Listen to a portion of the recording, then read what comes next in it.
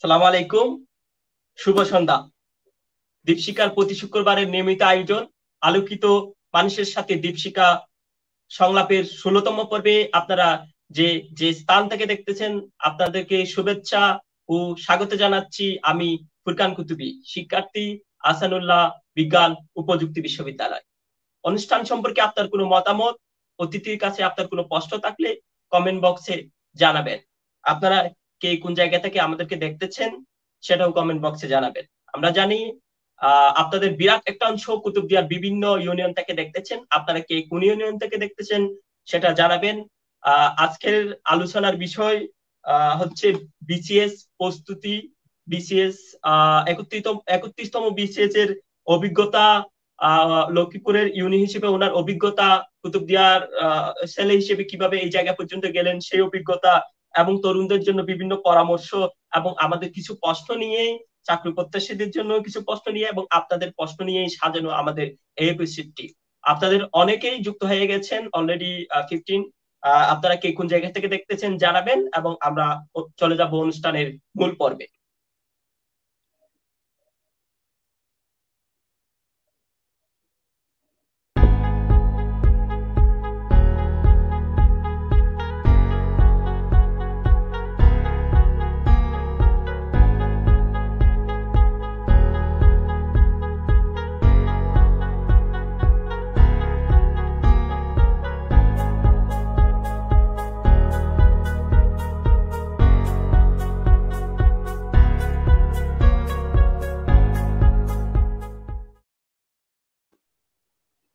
আহ 16তম পর্বে আমাদের সাথে যুক্ত হয়েছেন সদর উপজেলার লক্ষ্মীপুরের উপজেলা নির্বাহী অফিসার, কুতুবদিয়ারের সন্তান, আপনাদের অনেকেরই সুপরিচিত রিদওয়ান আরমান শাকিল ভাই।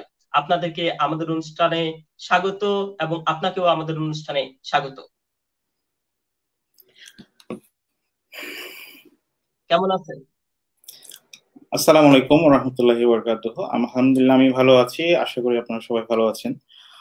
আমি দর্শকদের, আমার প্রিয় কুতুবদিয়াবাসী এবং যারা দেখছেন সবাইকে শুভেচ্ছা জানাচ্ছি এবং এই প্রোগ্রামে অংশগ্রহণ করার জন্য ধন্যবাদ জানাচ্ছি। সকলকে আবারও আমাদের অনুষ্ঠানে স্বাগত। অতিথির কাছে আপনার কোনো প্রশ্ন থাকলে কমেন্ট বক্সে জানাবেন, এবং কে কোন জায়গা থেকে দেখতেছেন সেটাও কমেন্ট বক্সে জানাবেন। আমাদের সাথে অলরেডি অনেকে যুক্ত হয়ে গেছেন। তারকুল ইসলাম নামের একজন চিটাগং থেকে দেখতেছেন। মাসুম নামের একজন কাতার থেকে দেখতেছেন। আপনাকে কেমন আছে জানিয়েছেন। আহ আহ, সাব্বির সাব্বির আহমেদ চৌধুরী, আপনার মামা, আপনাকে শুভকামনা জানিয়েছেন। এমডি তারেক একজন ঢাকা থেকে দেখতেছেন। এজামউদ্দিন দীপশিখার প্রতিষ্ঠাকালীন সেক্রেটারি, আপনার জন্য শুভকামনা জানিয়েছেন। নাসমুস সাকিব, আপনাকে শাকিল ভাই সম্বোধন করে শুভকামনা জানিয়েছেন। ফাতেমাতুজ জোহরা তামান্না চট্টগ্রাম একাকাম থেকে দেখতেছেন।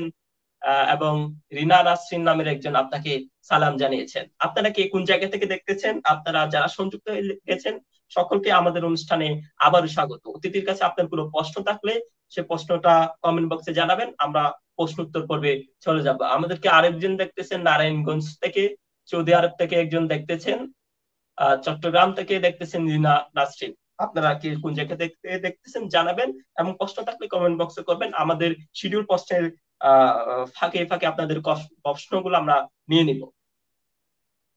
আমরা প্রথমেই শুনবো কুতুবদিয়ার ধুলোমাখা পরিবেশ থেকে উঠে গিয়ে আজকের এই দিন পর্যন্ত 31তম বিসিএস ক্যাডার হয়ে লক্ষ্মীপুরের উপজেলা নির্বাহী অফিসার পর্যন্ত আজকের দিন পর্যন্ত গল্পটা আমরা ছোটবেলা থেকে শুনবো। আপনার শৈশব, আপনার কৈশোর, আপনার স্কুল জীবন, কলেজ জীবন, ইউনিভার্সিটির জীবন আমরা শুরু থেকে শুনবো।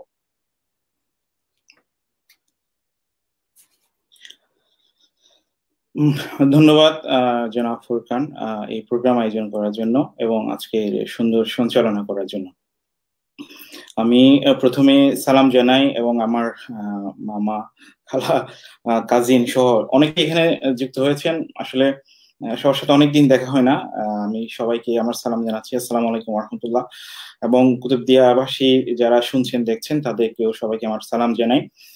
আমি সবার দোয়া চাই এবং আমি সবার দোয়া নিয়েই বড় হয়েছি, আরো দোয়া নিয়ে সারা জীবন থাকতে চাই। এবং আমার best wishes for all the people of Kutubdia এবং and for the humankind. ধন্যবাদ। আমরা আমরা আপনার আপনার জীবনের গল্পটা শুনবো, কুতুবদিয়ার দোলমাকা পরিবেশ থেকে উঠে এসে আজকের দিন পর্যন্ত গল্পটা, আপনার স্কুল জীবন, কলেজ জীবন, আপনার শৈশব জীবন, এবং কিভাবে আপনার কি বাধা ছিল, কি বাধাগুলো কিভাবে উত্তরণ করলেন, সেই গল্পটা আমরা শুরু থেকেই শুনবো।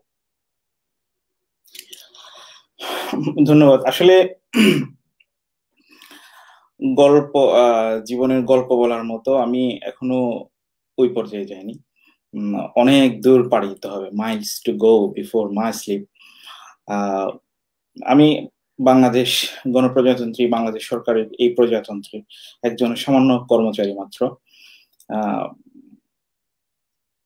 আমার বেড়ে ওঠা কুতুবদিয়াতে, এবং আমি আমার গ্রামের বাড়ি কুতুবদিয়ার আলী আকবর ডেইলির আপনার ফতে আলী শিকদার পাড়ায়। ওখানে ফ্লাইট লেফটেন্যান্ট কামিল হুদা স্কুল এবং মুরালিয়া প্রাইমারি স্কুল থেকে আমি প্রাইমারি শিক্ষা সম্পন্ন, এবং আলী আকবর ডেইলি উচ্চ বিদ্যালয় থেকে আমি বিজ্ঞান বিভাগে এসএসসি পাশ করেছিলাম। তারপর চট্টগ্রাম শহরে ইন্টারমিডিয়েট পড়া। আপনার স্কুলটা কত সালে ছিল? আমি স্কুলে পড়াশোনা করেছি আলিগড় হাই স্কুলে, এবং 2000 সালে আমি এসএসসি পাশ করেছি। এসএসসি পাশ করার পর আমি চট্টগ্রাম শহরে চলে আসি, এবং আমার মামার কাছে থেকে, মামার সহচর্যেই আমি ইন্টারমিডিয়েট, তারপর আমি চট্টগ্রামের আন্তর্জাতিক ইসলাম বিশ্ববিদ্যালয় চট্টগ্রাম ইংরেজি বিভাগে ভর্তি হই। এবং ওখান থেকেই মূলত বলতে গেলে আমি ছোটবেলায় অত বেশি ভালো স্টুডেন্ট ছিলাম না। প্রাইমারি স্কুলে মোটামুটি ভালো স্টুডেন্ট ছিলাম, হাই স্কুলেও মোটামুটি ছিলাম, বাট এক্সেপশনাল বা অত বেশি মেরিটোরিয়াস স্টুডেন্টও ছিলাম না, কিন্তু আবার খারাপ স্টুডেন্টও ছিলাম না, প্রথম সারির দিকে থাকতাম। আমার স্কুলের পড়াশোনাটা বলতে গেলে বেশ ভালোই ছিল, প্রাইমারি স্কুলও বেশ ভালোই ছিল, বাট ইন্টারমিডিয়েট লাইফে শহরে এসে, চট্টগ্রাম শহরে এসে একটু কঠিনই ছিল। কারণ আমরা আসলে যেটা দেখি থাকি, আমি কুতুবদিয়াতে পড়াশোনা করেছি স্কুলে আসলে আমরা এই যে সায়েন্সে যে পড়াগুলো পড়েছি, যেমন আমি বলতে গেলে কেমিস্ট্রির ইকুয়েশন, চট্টগ্রাম শহরে এসে দেখলাম যে কলেজের স্কুল বা অন্যান্য স্কুলে তারা কেমিস্ট্রি ইকুয়েশন গুলো এত সুন্দর করে মিলাতে পারে, বা এত প্রত্যেকটা ম্যাথের পিছনের ম্যাথ বা পদার্থবিজ্ঞানের অন্যান্য বিষয়গুলো যে বিশ্লেষণ ক্ষমতা, আমার বয়সের স্টুডেন্ট সেটা চট্টগ্রাম শহরের বিভিন্ন স্কুলে অনেক ভালো জানতো। বাট আমরা গ্রাম থেকে উঠে আসা ছেলে মেয়েদের অত বেশি নাও থাকার অভিজ্ঞতা ছিল। আমি ক্লাসের মধ্যে আবার আমার যে অনেক ভালো স্টুডেন্ট ছিল, সেটা মেয়ে হোক ছেলে হোক, অনেক ভালো স্টুডেন্ট ছিল, তারা অনেক ভালো ভালো জায়গায়ও আছে।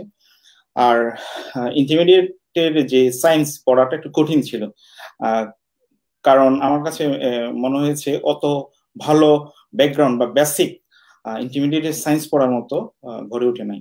এই কারণে ইন্টারমিডিয়েটে সায়েন্স পড়তে একটু কষ্টই হয়েছিল। তারপর আমি বলতে গেলে চট্টগ্রামের এই যে আন্তর্জাতিক ইসলাম বিশ্ববিদ্যালয় চট্টগ্রাম এই ক্যাম্পাসে, চট্টগ্রাম চকবাজার ক্যাম্পাসে আমি ভর্তি হই, এবং আমি মনে করি এটা আমার জীবনে একটা টার্নিং পয়েন্ট। এবং আমি অত দুর্বল স্টুডেন্ট ছিলাম যে আমি সরাসরি অনার্স কোর্সে ভর্তি হতে পারিনি, আমাকে একটা ফাউন্ডেশন কোর্সে ভর্তি হতে হয়েছিল, এফইসি বলে, ইংলিশ ফাউন্ডেশন কোর্স। এই আমি মনে করি 6 মাস আমি যে সরাসরি অনার্সে ভর্তি না হয়ে চট্টগ্রাম আন্তর্জাতিক ইসলামী বিশ্ববিদ্যালয় চট্টগ্রামের যে ইংরেজি বিভাগের এফইসি কোর্সে ভর্তি হয়েছে 6 মাস, এটা ছিল আমি মনে করি আমার জন্য একটা অনেক বড় একটা কি বলবো ফিল্ড ওয়ার্ক।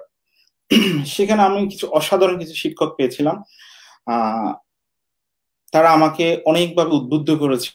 এবং রবীন্দ্রনাথের একটা কথা আছে, প্রত্যেক মানুষ একটা অগ্নি স্ফুলিঙ্গে নিয়ে জন্মগ্রহণ করে, কে স্ফুলিঙ্গটা জ্বালিয়ে দিতে পারে সেটি বা জ্বালাতে পারে সেটি একটি বিষয়। যেমন সেখানে ইংলিশ এফিসিয়েন্সি কোর্সে আমাকে ডায়াসে দাঁড়িয়ে ইংরেজিতে কথা বলতে হতো, যে মানুষ আমি শুদ্ধ ভাষায় কথা বলতে পারি না সেটা ইংরেজিতে বলা একটা সো টাফ ছিল। যখন আমার পালা আসতো আমার মনে হতো ক্লাসের পিছনের দরজা দিয়ে বের হয়ে যায়, বাট আমার বিশ্ববিদ্যালয়ের শিক্ষকরা আমাকে দিয়ে এটা জোর করে করিয়েছে। এবং বলতে বলতে একসময় এমন হয়ে গেছিল যে ইংরেজিতে বক্তৃতা বলতে পারাটা একটা ভালো সুখকর বিষয় ছিল। এরপরে যেহেতু আমার ফাউন্ডেশন ইংলিশ কোর্স করেছিল 6 মাস, আমি জোর দিয়ে অনার্স এর কোর্সটা কমপ্লিট করি এবং আমি 8 সেমিস্টারের অনার্স কোর্স 7 সেমিস্টারে শেষ করেছি।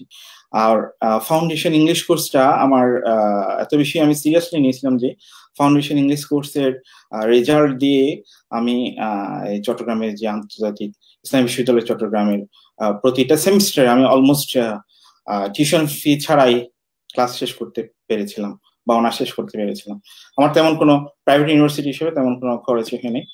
আর এরপরে যখন আমি অনার্স শেষ করি তখন অনার্সের মাঝামাঝি সময়ে আমি জিআরই জিমেট এগুলোর প্রস্তুতি নিতাম। ইচ্ছা ছিল যে আইবিএ তে পড়বো। আইবিএ তে পড়ার জন্য যে যোগ্যতা, ক্যাপাসিটি, যে হোমওয়ার্ক এগুলো দরকার ছিল আমি এগুলো সব প্র্যাকটিসই করেছি।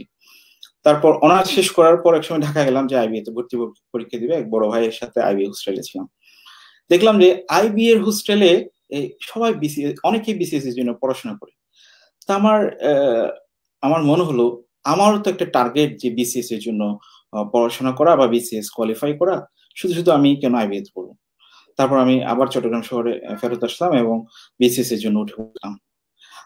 এবং অনেক বেশি পরিশ্রম করতে হয়েছিল এবং আলহামদুলিল্লাহ ভালোই ভালোই এগিয়েছিল সব। এই ছিল ছোট বিষয়। আমি আবার বলছি, আমি এখনো অত ভালো পদে যেতে পারি নাই যে আমি জীবনের গল্প অন্যদের বলার মতো সময় হয়েছে। Thank you. ধন্যবাদ। ধন্যবাদ আমাদেরকে আপনার আপনার জার্নিটা শোনানোর জন্য। আমি কয়েকটা প্রশ্ন আপনার আপনার আপনার আলোচনা থেকে, যে কুতুবদিয়ার সায়েন্সে পড়ালেখা করা নিয়ে এখনো গুণগত মান নিয়ে এখনো ভালো নেই কুতুবদিয়ায়, বা কুতুবদিয়ার শিক্ষার্থীরা দেখা যায়, আমি নিজেও সায়েন্সে ছিলাম, সায়েন্সে কুতুবদিয়া স্কুল থেকে পাশ করার পরে সিটি কলেজে গিয়ে যখন ভর্তি হলাম দেখলাম যে কলেজিয়েট মুসলিম হাই ওরা খুবই টাফ, খুব ভালোভাবে ইকুয়েশন গুলা বুঝে, কিন্তু আমাদের সেই বেসিকটা শুধু এখান থেকে দেওয়া হয় না, বা আমি কুতুবদিয়া স্কুল থেকে পরে সেটা পাইনি। সেটার জন্য আপনি কি মনে করেন কোন জায়গায় উন্নতি করা দরকার? আসলে এটা ছোটবেলা থেকেই আমাদের ক্লাস 1, 2 বা প্রাইমারি স্কুল থেকে আমাদের বেসিক গুলো ভালো হওয়া উচিত বলে আমি মনে করি। আর সাধারণত আমরা পড়াশোনা করি পরীক্ষা পাশের জন্য। এটা একটা আমাদের শুধু আমি বলবো কুতুবদিয়ার সমস্যা না, এটা পুরো দেশেরই একটা সমস্যা। পরীক্ষা পাশের জন্য পড়াশোনা করি, কিছু শেখার জন্য বা জ্ঞান অর্জনের জন্য আমরা কম শিখি। এই কারণেই আমাদের শুধু প্রশ্নমুখী পরীক্ষামুখী জ্ঞান অর্জন হয়, সত্যিকারের জ্ঞান অর্জনটা হয় না। আর যেহেতু দ্বীপাঞ্চল একটি আমাদের কুতুবদিয়াটি, এখানে ভালো শিক্ষক বা যারা চট্টগ্রাম বিশ্ববিদ্যালয়, ঢাকা বিশ্ববিদ্যালয়ের মতো পদার্থবিজ্ঞান, রসায়ন বিজ্ঞানে বা জীববিজ্ঞানে পড়াশোনা করে অনার্স মাস্টার্স কমপ্লিট করেছে, তারা কুতুবদিয়া গিয়ে আবার স্কুলে শিক্ষক খুব কম হতে চায়। অনেকে বিএসসি পাশ করে হচ্ছে।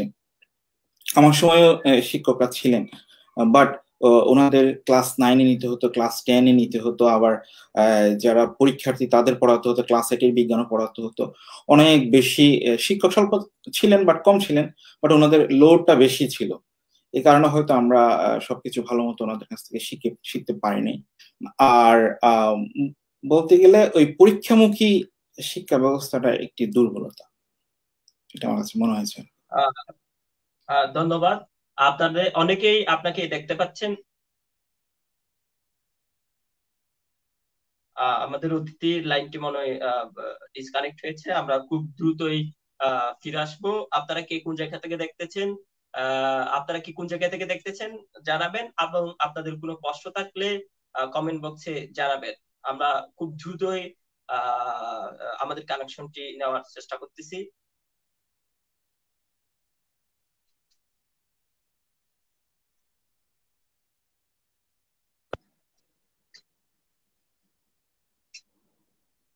জি, স্বাগত। আপনারা যারা সংযুক্ত হয়ে গেছেন, আপনারা যারা দেখতে পাচ্ছেন, আপনারা বিভিন্ন জায়গা থেকে দেখতেছেন, সকলকে আমাদের অনুষ্ঠানে আবারও স্বাগত। আপনারা কি কোন জায়গা থেকে দেখতেছেন জানাবেন। আপনাদের কোনো প্রশ্ন থাকলে অতিথির কাছে সেটাও কমেন্ট বক্সে জানাবেন। আমি কিছু কমেন্ট বক্স থেকে আপনাকে অনেকে সালাম জানিয়েছেন। একজন জাহাঙ্গীর নামের একজন আপনার জন্য দোয়া রেখেছেন। একজন আপনাকে চিটাগং থেকে দেখতেছেন, সন্তনাইস থেকে একজন দেখতেছেন, ইন্সপিরেশন আপনাকে একজন, জুবাইদা বেগম তাহমিনা আপনাকে হ্যালো হাই জানিয়েছেন, জাওয়াত দুবাই থেকে দেখতেছেন, এবং আপনারা অনেকেই বিভিন্ন জায়গা থেকে দেখতেছেন। সকলের জন্য সকলকে আবারও স্বাগত। কোন জায়গা থেকে দেখতেছেন জানাবেন, এবং আপনাদের কোনো প্রশ্ন থাকলে সেটা জানাবেন। আহ আপনার কাছে একটু জানতে চাইবো যে আপনি যে ভাষাগত দিকটা, আমরা ঠিকঠাক মতো বাংলা ভাষায় বলতে পারি না, ইংলিশ নিয়ে আমি কিভাবে বলবো? আমাদের যে কুতুবদিয়া থেকে উঠে আসা, বা বলতে গেলে চট্টগ্রাম মানুষের যে ভাষাগত দিকটা নিয়ে উন্নতির জন্য আপনি কি মনে করেন? কিভাবে প্র্যাকটিস করা দরকার, বা কুতুবদিয়া ছেলেদের জন্য দেখা যায় যে বাংলা ভাষাটা বলতে গেলে অনেক জায়গায় হেনস্থার শিকার হয়, অনেক সময় দেখা যায় যে আমরা ঠিক শুদ্ধভাবে, এখনো আমি নিজেও ঠিকঠাক মতো পারি না। আপনি কি বলবেন এ ব্যাপারে? আসলে এটি আমাদের পুরো শুধু কুতুবদিয়া না, আমাদের চট্টগ্রাম অঞ্চলের মানুষের এটি একটি দুর্বলতা।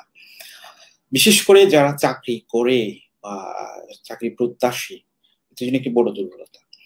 আবার আমরা যদি হেরিডেন্স খেয়াল করি, চট্টগ্রামের এটি একটি অন্যতম বৈশিষ্ট্য যে আমরা চট্টগ্রামের আঞ্চলিক ভাষায় কথা বলি, এবং আমরা যখন শুদ্ধ ভাষায় কথা বলি তখন আমাদের মধ্যে টোনটা রয়ে যায়। আমি বিশ্বের বেশ কয়েকটি দেশে গিয়েছি এবং আন্তর্জাতিক সেমিনার সহ অনেকগুলো ট্রেনিং এ অংশগ্রহণ করেছি। আমার সে সৌভাগ্যটি হয়েছে, অনেক জায়গায় দেখেছি আমরা যতই চেষ্টা করি না কেন, মানুষ কিন্তু ঠিকই ধরে ফেলে আমাদের বাড়ি চট্টগ্রামের দিকে, কারণ কথার মধ্যে চট্টগ্রামের টোনটা থেকেই যায়। আমি কয়েকদিন আগে সিলেটে গিয়েছিলাম, এই গত বৃহস্পতিবার বুধবারে গেছিলাম। ওখানে দেখলাম যে অনেক হাই লেভেলে তারা আঞ্চলিক ভাষায় কথা বলে, অফিসিয়াল। যেমন ভিএফএস, ভিসা ফ্যাসিলিটিং সেন্টারেও দেখেছিলাম যে ওখানে তারা দেখলাম সিলেটের আঞ্চলিক ভাষায় কথা বলে। আবার সিলেটের লোকজন যখন শুদ্ধ ভাষায় কথা বলে তাদের মধ্যেও টোনটা রয়ে যায়, আমাদেরও চট্টগ্রামের লোকজনের মধ্যে রয়ে যায়। আমি মনে করব যাদের বয়স হয়ে গেছে ইটস ওকে, বাট যারা চাকরি প্রত্যাশী বা ন্যাশনাল লেভেলে কাজ করার ইচ্ছা আছে, তাদের এই শুদ্ধ উচ্চারণ একটু প্র্যাকটিস করা উচিত বা সচেতন হওয়াটা প্রয়োজন। এই জন্য শুদ্ধ ভাষায় কথা বলাটা প্র্যাকটিস করা, সচেতন ভাবে কথা বলা। আবার অনেকে দেখলাম যে আপনাদের ওখানে অনেকে বিভিন্ন রকম সংগঠনের সাথে জড়িত, আবৃত্তি সংগঠনগুলো এক্ষেত্রে ভালো কাজ দেয়। আবৃত্তি চর্চা এটা একটি ভালো মাধ্যম হতে পারে।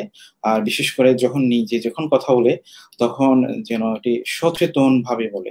বিশেষ করে আমরা যে বাংলা ভাষার বর্ণ, তারপরে যখন বলি ধ্বনির যে অল্প প্রাণ ধ্বনি, মহাপ্রাণ ধ্বনি, এগুলো একটু খেয়াল করে কথা বলা, তাহলে আমার মনে হয় একটি পথ হতে, but I am not sure what is the exact way. আমার মনে হয় এভাবে একটু চেষ্টা করা যেতে পারে। আপনি কিভাবে কাটিয়ে উঠবেন জ্বরটা? না না, আপনি আমি কোনো স্পেশাল? কাটিয়ে না, আমি কাটিয়ে উঠিনি। আমি আমাদের যে সাভারের বিপিএটিসি বলে, তারপর শাহবাগের Bangladesh admin academy, BCS administration academy, ওখানে অনেকগুলো 6 মাসের ল্যাঙ্গুয়েজ কোর্স করেছি, আবার সার্ভিস সেটেলমেন্টের কোর্সও করেছি। বললাম তো, ওখানে আমরা যতই চেষ্টা করি না কেন, আমরা যখন কথা বলি মানুষ ঠিকই ধরে ফেলে এই লোকটা চট্টগ্রামের, টোনটা কোনো না কোনো ভাবে থেকে যায়। আমি কাটিয়ে উঠতে পারিনি, বাট চেষ্টা করেছি। বিশেষ করে আমার অনার্স লাইফটা আমি কোনো সময় অপচয় করিনি। আমি অনেকগুলো সংগঠন করেছি, যেমন আবৃত্তি সংগঠন করেছি, শিল্পকলাতে আবৃত্তির উপর 2 বছর করে 2টা কোর্সও করেছি, চেষ্টা করেছি, বাট উঠতে পারি না। অনেকে আবার পারে, ভালোই পারে। এই ধন্যবাদ। আমরাও এই বিষয়টা বিশেষ করে ঢাকায় যখন যাই তখন এটা আরো বেশি সেন্ট্রালে বেশি ধরা পড়ে, চট্টগ্রাম যেমন বেশি কেউ কারো ভুলটা ধরে না। আমি ব্যক্তিগতভাবে এই জিনিসটা অনেক মোকাবেলা করছি। একজন জিয়াউল করিম চৌধুরী নামে একজন, আপনার বাড়ি কুতুবদিয়া কোথায় জানতে চেয়েছেন? আমার বাড়ি কুতুবদিয়ার আলিয়ার বোর্ডেলের ফতে আলী শিকদার পাড়ায়, বাট আমাদের বর্তমান ঘর বড়গুপে, যেটা থানার পাশে বলা যায়। এক্ষেত্রে আমি একটি কথা বলে নিই। আমার মা হচ্ছে আমাদের মানে ভাই বোনদের পড়াশোনার জন্য অনেক কষ্ট করে। বিশেষ করে আমি যখন এসএসসি পাশ করেছি আমি চট্টগ্রাম শহরে চলে আসি। আবার আমার দুই বোনের পড়াশোনার জন্য আমার মা আমাদের ফতেহ আলী শিকদার বাড়ি থেকে বড়গুবে নতুন বাড়ি করেছে, যাতে ছোট বোন এই যে গার্লস স্কুলে পড়তে সুবিধা হয়, আর বোন বড়টা যাতে কলেজে পড়তে সুবিধা হয়। তারপর আবার যখন ওরা স্কুল পাশ করে পুরো ফ্যামিলি চট্টগ্রামে শিফট করেছে, কিন্তু আমার পরিবার মা বাবা অনেক কষ্ট করেছে। আর বিশেষ করে আমার মা তো খুব কষ্ট করেছে আমাদের জন্য এবং খুব সচেতন ছিল। আমরা খুব কড়া শাসনের মধ্যে দিয়ে বড় হয়েছি। এটা আমার কাছে মনে হয়েছে ভালো ছিল। একসময় খুব খারাপ লাগতো যখন স্কুলে পড়তাম, বিশেষ করে প্রাইমারি স্কুল হাই স্কুলে পড়তাম, যখন কোনো মসজিদ মাদ্রাসায় সভা চলে, তখন সন্ধ্যার পরে আমার বন্ধু বান্ধবরা এই সভাতে যেতে পারতো এবং ইচ্ছে মতো খরচ করতে পারতো, গল্প করতে পারতো, ঘুরতে পারতো। বাট আমাদের সন্ধ্যার পরে বাইরে নট অ্যালাউড। সন্ধ্যা মাগরিবের আজানের আগে বাসায় ঢুকতে হবে, না হলে আম্মা খুব বকাবকি করতেন এবং মারও দিতেন। তো কড়া শাসনের মধ্যে দিয়ে বড় হওয়ার কারণে ছোটবেলায় হয়তো অনেক দৌরাত্মপনা বা দুরন্তপনা থেকে বঞ্চিত হলেও কিন্তু কি বলবো, ট্র্যাক থেকে বিচ্ছুত হয়নি। এটা আমার একটা বড় পাওয়া ছিল আর কি। ধন্যবাদ। আপনাকে জুবাইদা খানম তাহমিনা নামের একজন আপনাকে বাবা সম্বোধন করে একটা কমেন্ট করেছেন। আপনি হয়তো কমেন্টটা ইয়াতে দেখতে পাচ্ছেন, কমেন্ট বক্সে দেখতে পাচ্ছেন। এবং আপনাদের অনেকেই আপনাদের যারা দেখতেছেন সকলকে আবারও স্বাগত। কোন জায়গা থেকে দেখতেছেন, আপনাদের কোনো প্রশ্ন থাকলে সেটা জানাবেন। আমরা আমাদের শিডিউল প্রশ্নের পাশাপাশি আপনার প্রশ্নগুলা তুলে আনবো।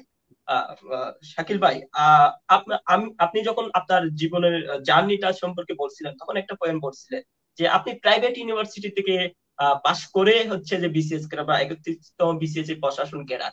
অনেকের ধারণা বা অনেকে বলে থাকে যে প্রাইভেট ইউনিভার্সিটি থেকে কি আদৌ বিসিএস হওয়া যায়? আপনি আপনি সেটার প্রকৃষ্ট উদাহরণ, আপনি সেটাকে কিভাবে দেখেন? ভালো প্রশ্ন। এক্ষেত্রে আমি একটু সময় নিয়ে বলি। জি। আমার তো বললামই ইন্টারমিডিয়েটে সায়েন্স নিয়ে পড়াটা একটু কঠিনই ছিল, তখন পড়ালেখাটা অনেক কঠিন মনে হতো। বাট আবার যখন চট্টগ্রাম আন্তর্জাতিক ইসলামী বিশ্ববিদ্যালয়ে ভর্তি হলাম, প্রাইভেট ইউনিভার্সিটি ভর্তি হলাম, যে আমার সহপাঠী কামরুল ইসলাম ইসু ভাই ওখানে জয়েন করেছে। তো আমার কাছে একটা দুঃখ ছিল যে আমি ঢাকা বিশ্ববিদ্যালয়ে পড়তে পারলাম না, এরকম ভালো ভালো পাবলিক বিশ্ববিদ্যালয়ে পড়তে পারলাম, একটু দুঃখ ছিল। বাট আমি সর্বোচ্চ চেষ্টা করেছি পাবলিক বিশ্ববিদ্যালয়ের ছাত্রদের চেয়ে। আমার তখন একটা পণ ছিল, পাবলিক বিশ্ববিদ্যালয়ের ছাত্রছাত্রীদের চেয়ে আমি কম কোয়ালিটি নিয়ে এই অনার্স পাস করবো না, বরং তাদের চেয়ে বেশি কোয়ালিটি অর্জন করার চেষ্টা করবো। এই কারণে চট্টগ্রাম বিশ্ববিদ্যালয়ে ইংরেজি বিভাগে কিন্তু ফ্রেঞ্চ শেখা হয়, আমাদের আইআইএসসি তে থার্ড ল্যাঙ্গুয়েজ হিসেবে অ্যারাবিক শেখা হয়। বাট যেহেতু চট্টগ্রাম বিশ্ববিদ্যালয়ে ফ্রেঞ্চ শেখায়, আমি অলিয়াস ফ্রান্সে গিয়ে ফ্রেঞ্চ ল্যাঙ্গুয়েজ কোর্স করেছি। দুইটা তিনটা কোর্স করেছি, মানে অর্থাৎ ফ্রেঞ্চ ল্যাঙ্গুয়েজ শেখার চেষ্টা করেছি।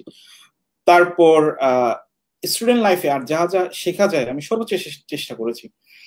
তারপর আমার সৌভাগ্য যে আমি বেশ কয়েকজন অসাধারণ শিক্ষক পেয়েছিলাম আমাদের অনার্স লাইফে।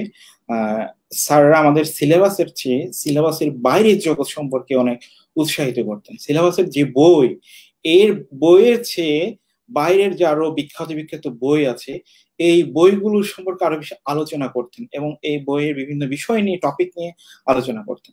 ফলে জ্ঞান অর্জনের চেষ্টাটা সিলেবাসের মধ্যে থাকেনি, সিলেবাসের বাইরে হয়ে গেছিল।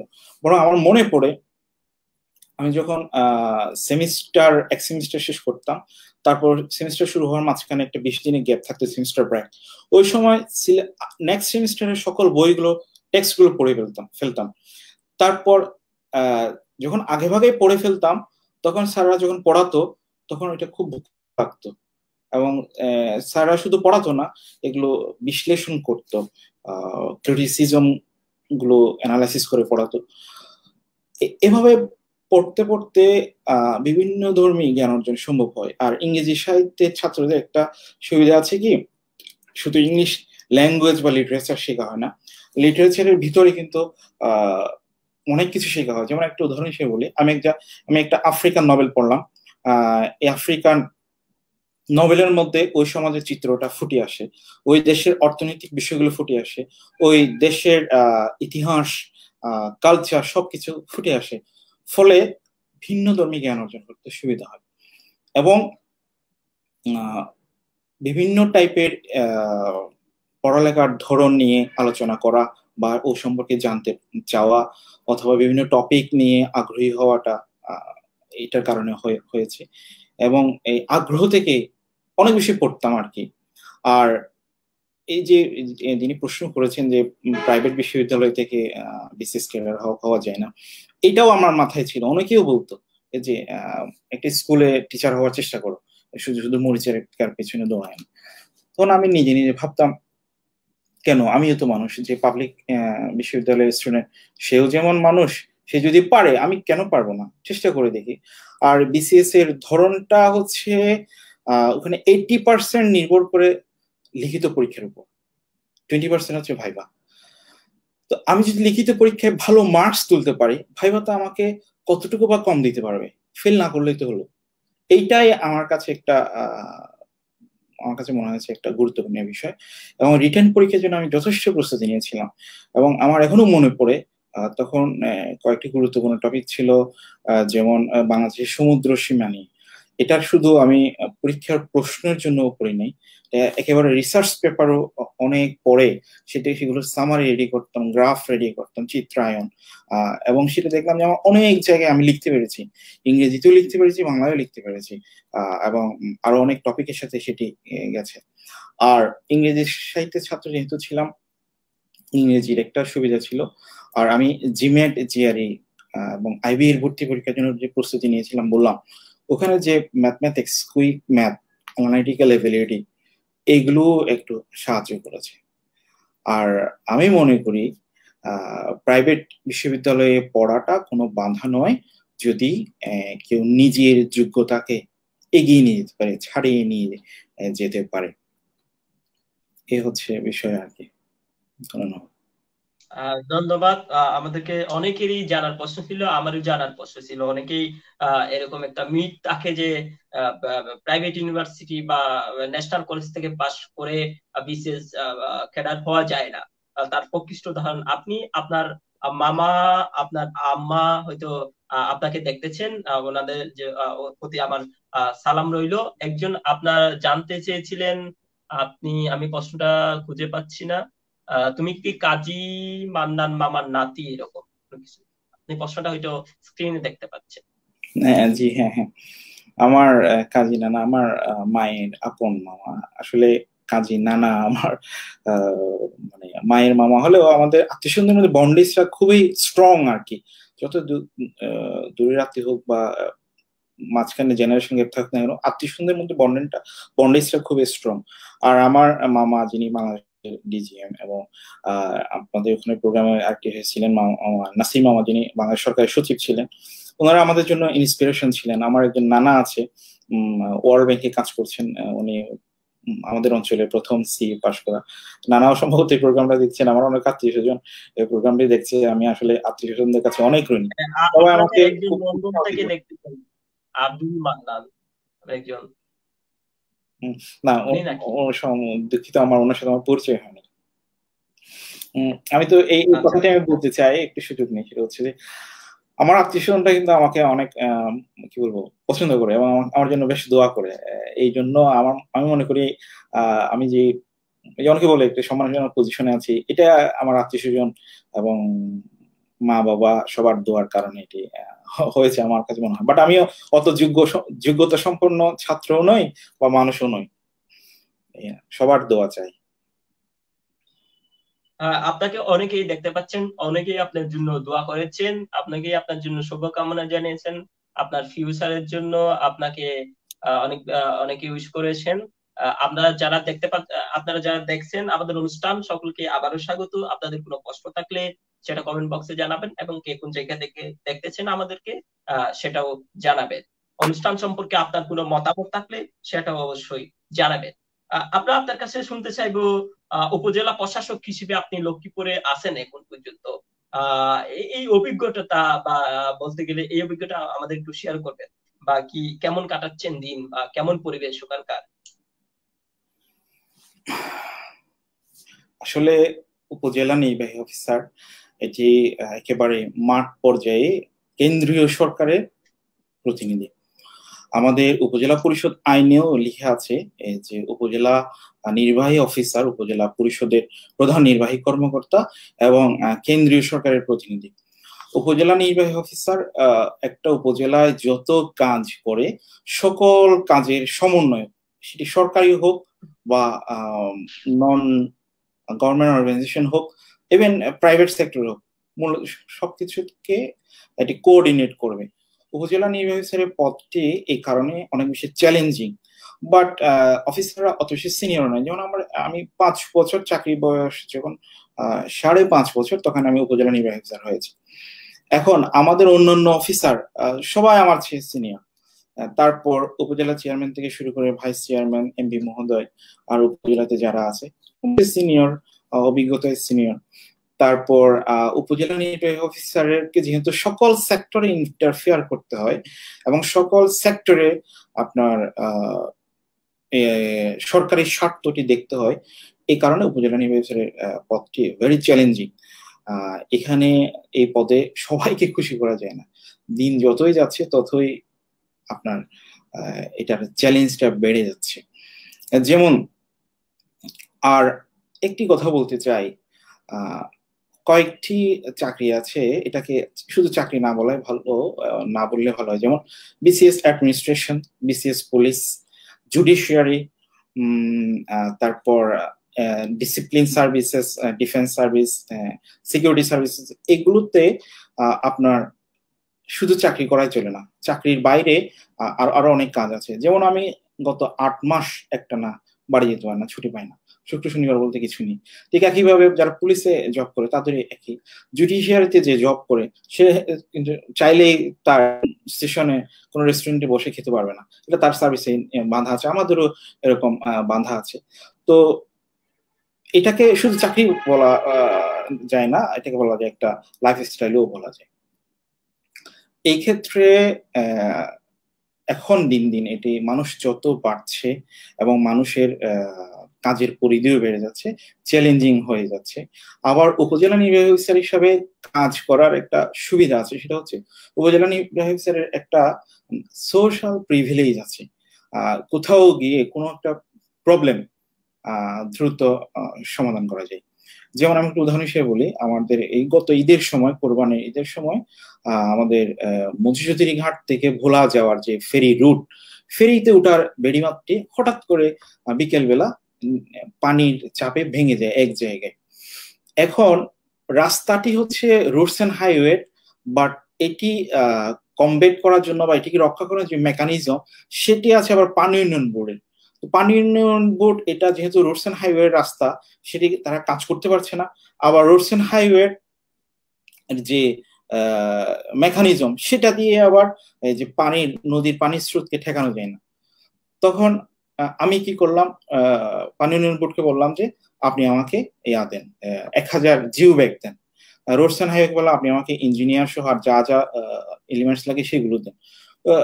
পানি উন্নয়ন বোর্ড এক্সচেঞ্জ সাহেব বললো যে আমি যেহেতু এটা আমার জায়গা না, আমি সেখানে কাজ করতে পারি না, বাট উপজেলা নির্বাহী অফিসার যদি একটু লিখে দেয় এখানে 500 কেন, 1000 কেন, 10,000 আমি দিতে পারবো, এটা পানি উন্নয়ন এক্সচেঞ্জ সাহেব বল। ফলে আমি কি করলাম, আশেপাশে যত বালি ব্যবসায়ী আছে সবার কাছ থেকে 3 ট্রাক করে বালি নিলাম এবং এক্সচেঞ্জ সাহেব যে আমাকে 1000 জিও ব্যাগ দিল সেগুলো ওখানে ঢুকালাম এবং স্থানীয় চেয়ারম্যানকে বললাম যে আপনি আমাকে 50 জন স্বেচ্ছাসেবী লেবার দিবেন 1 ঘন্টার মধ্যে। পরবর্তী জোয়ার আসার আগে আমার এই বেড়িমাদের এই যেটি ভেঙে গেছে সেটি ঠিক করতে হবে, আদারওয়াইজ রাত্রে 12টা 1টার দিকে যখন আবার জোয়ার আসবে তখন এই ভাঙ্গাটা অনেক বড় হয়ে যাবে। ফলে আমার 3 থেকে 4 ঘন্টা লাগলো এই বেড়িমাদটি ঠিক করতে, বাট আমার একটা টাকাও খরচ হয়নি। তো কারণ কি, আমার কথা অনুযায়ী আমার স্থানীয় চেয়ারম্যান 50 জন স্বেচ্ছাসেবী শ্রমিক দিয়েছে, তারপর বালি ব্যবসায়ীরা বালি দিয়েছে, রোডস এন্ড হাইওয়ে এক্সচেঞ্জ সাহেব তার যত গাড়ি মেকানিজম সবগুলো পাঠিয়ে দিয়েছে। তারপর আপনার পানি বোর্ডের এক্সচেঞ্জ সাহেব নিজে রাস্তা না হওয়াতেও ওনার জুরিসডিকশনের বাইরে গিয়ে উপজেলা নির্বাহী অফিসারের প্রত্যয়ের উপর নির্ভর করে উনি 1000 জিও ব্যাগ দিয়েছে। একটা টাকাও খরচ হয় না আমার, বাট আমি নেক্সট জোয়ার আসার আগে কমপ্লিট করতে পেরেছি। না হলে হতো কি, ফেরিতে অনেক অ্যাম্বুলেন্স আটকে আছে, এগুলো নামতে পারতেছিল না, ওই ফেরিতে ওঠার মুখে যেহেতু রাস্তাটা, আবার যেগুলো ফেরিতে যেসব অ্যাম্বুলেন্স উঠবে বা যেসব যাত্রী উঠবে তারাও উঠতে পারছিল না, অনেক বেশি ক্রাইসিস হতো। এইসব ক্ষেত্রে জায়গাটা আমার না হলেও, জায়গাটা রুটস অ্যান্ড হাইওয়ে রাস্তা হলেও, কিন্তু কোথাও থেকে ফোন করলে সবসময় আমাকেই ফোন করে বা উপজেলা নির্বাহী অফিসারকে ফোন করে। এক্ষেত্রে উপজেলা নির্বাহী অফিসারের দায়িত্ব বলি, জবাবদিহিতা বলি অনেক বেশি। যেমন একটা মারামারি হয়েছে, এটা তো পুলিশের কাজ, বাট মিনিস্ট্রি থেকে ফোন করে উপজেলা নির্বাহী অফিসারকে, বা একটা বাল্য বিবাহ হয়েছে, এটা হচ্ছে মহিলা বিষয়ক অফিসের সাথে রিলেটেড, বাট ফোন করবে উপজেলা নির্বাহী অফিসারকে।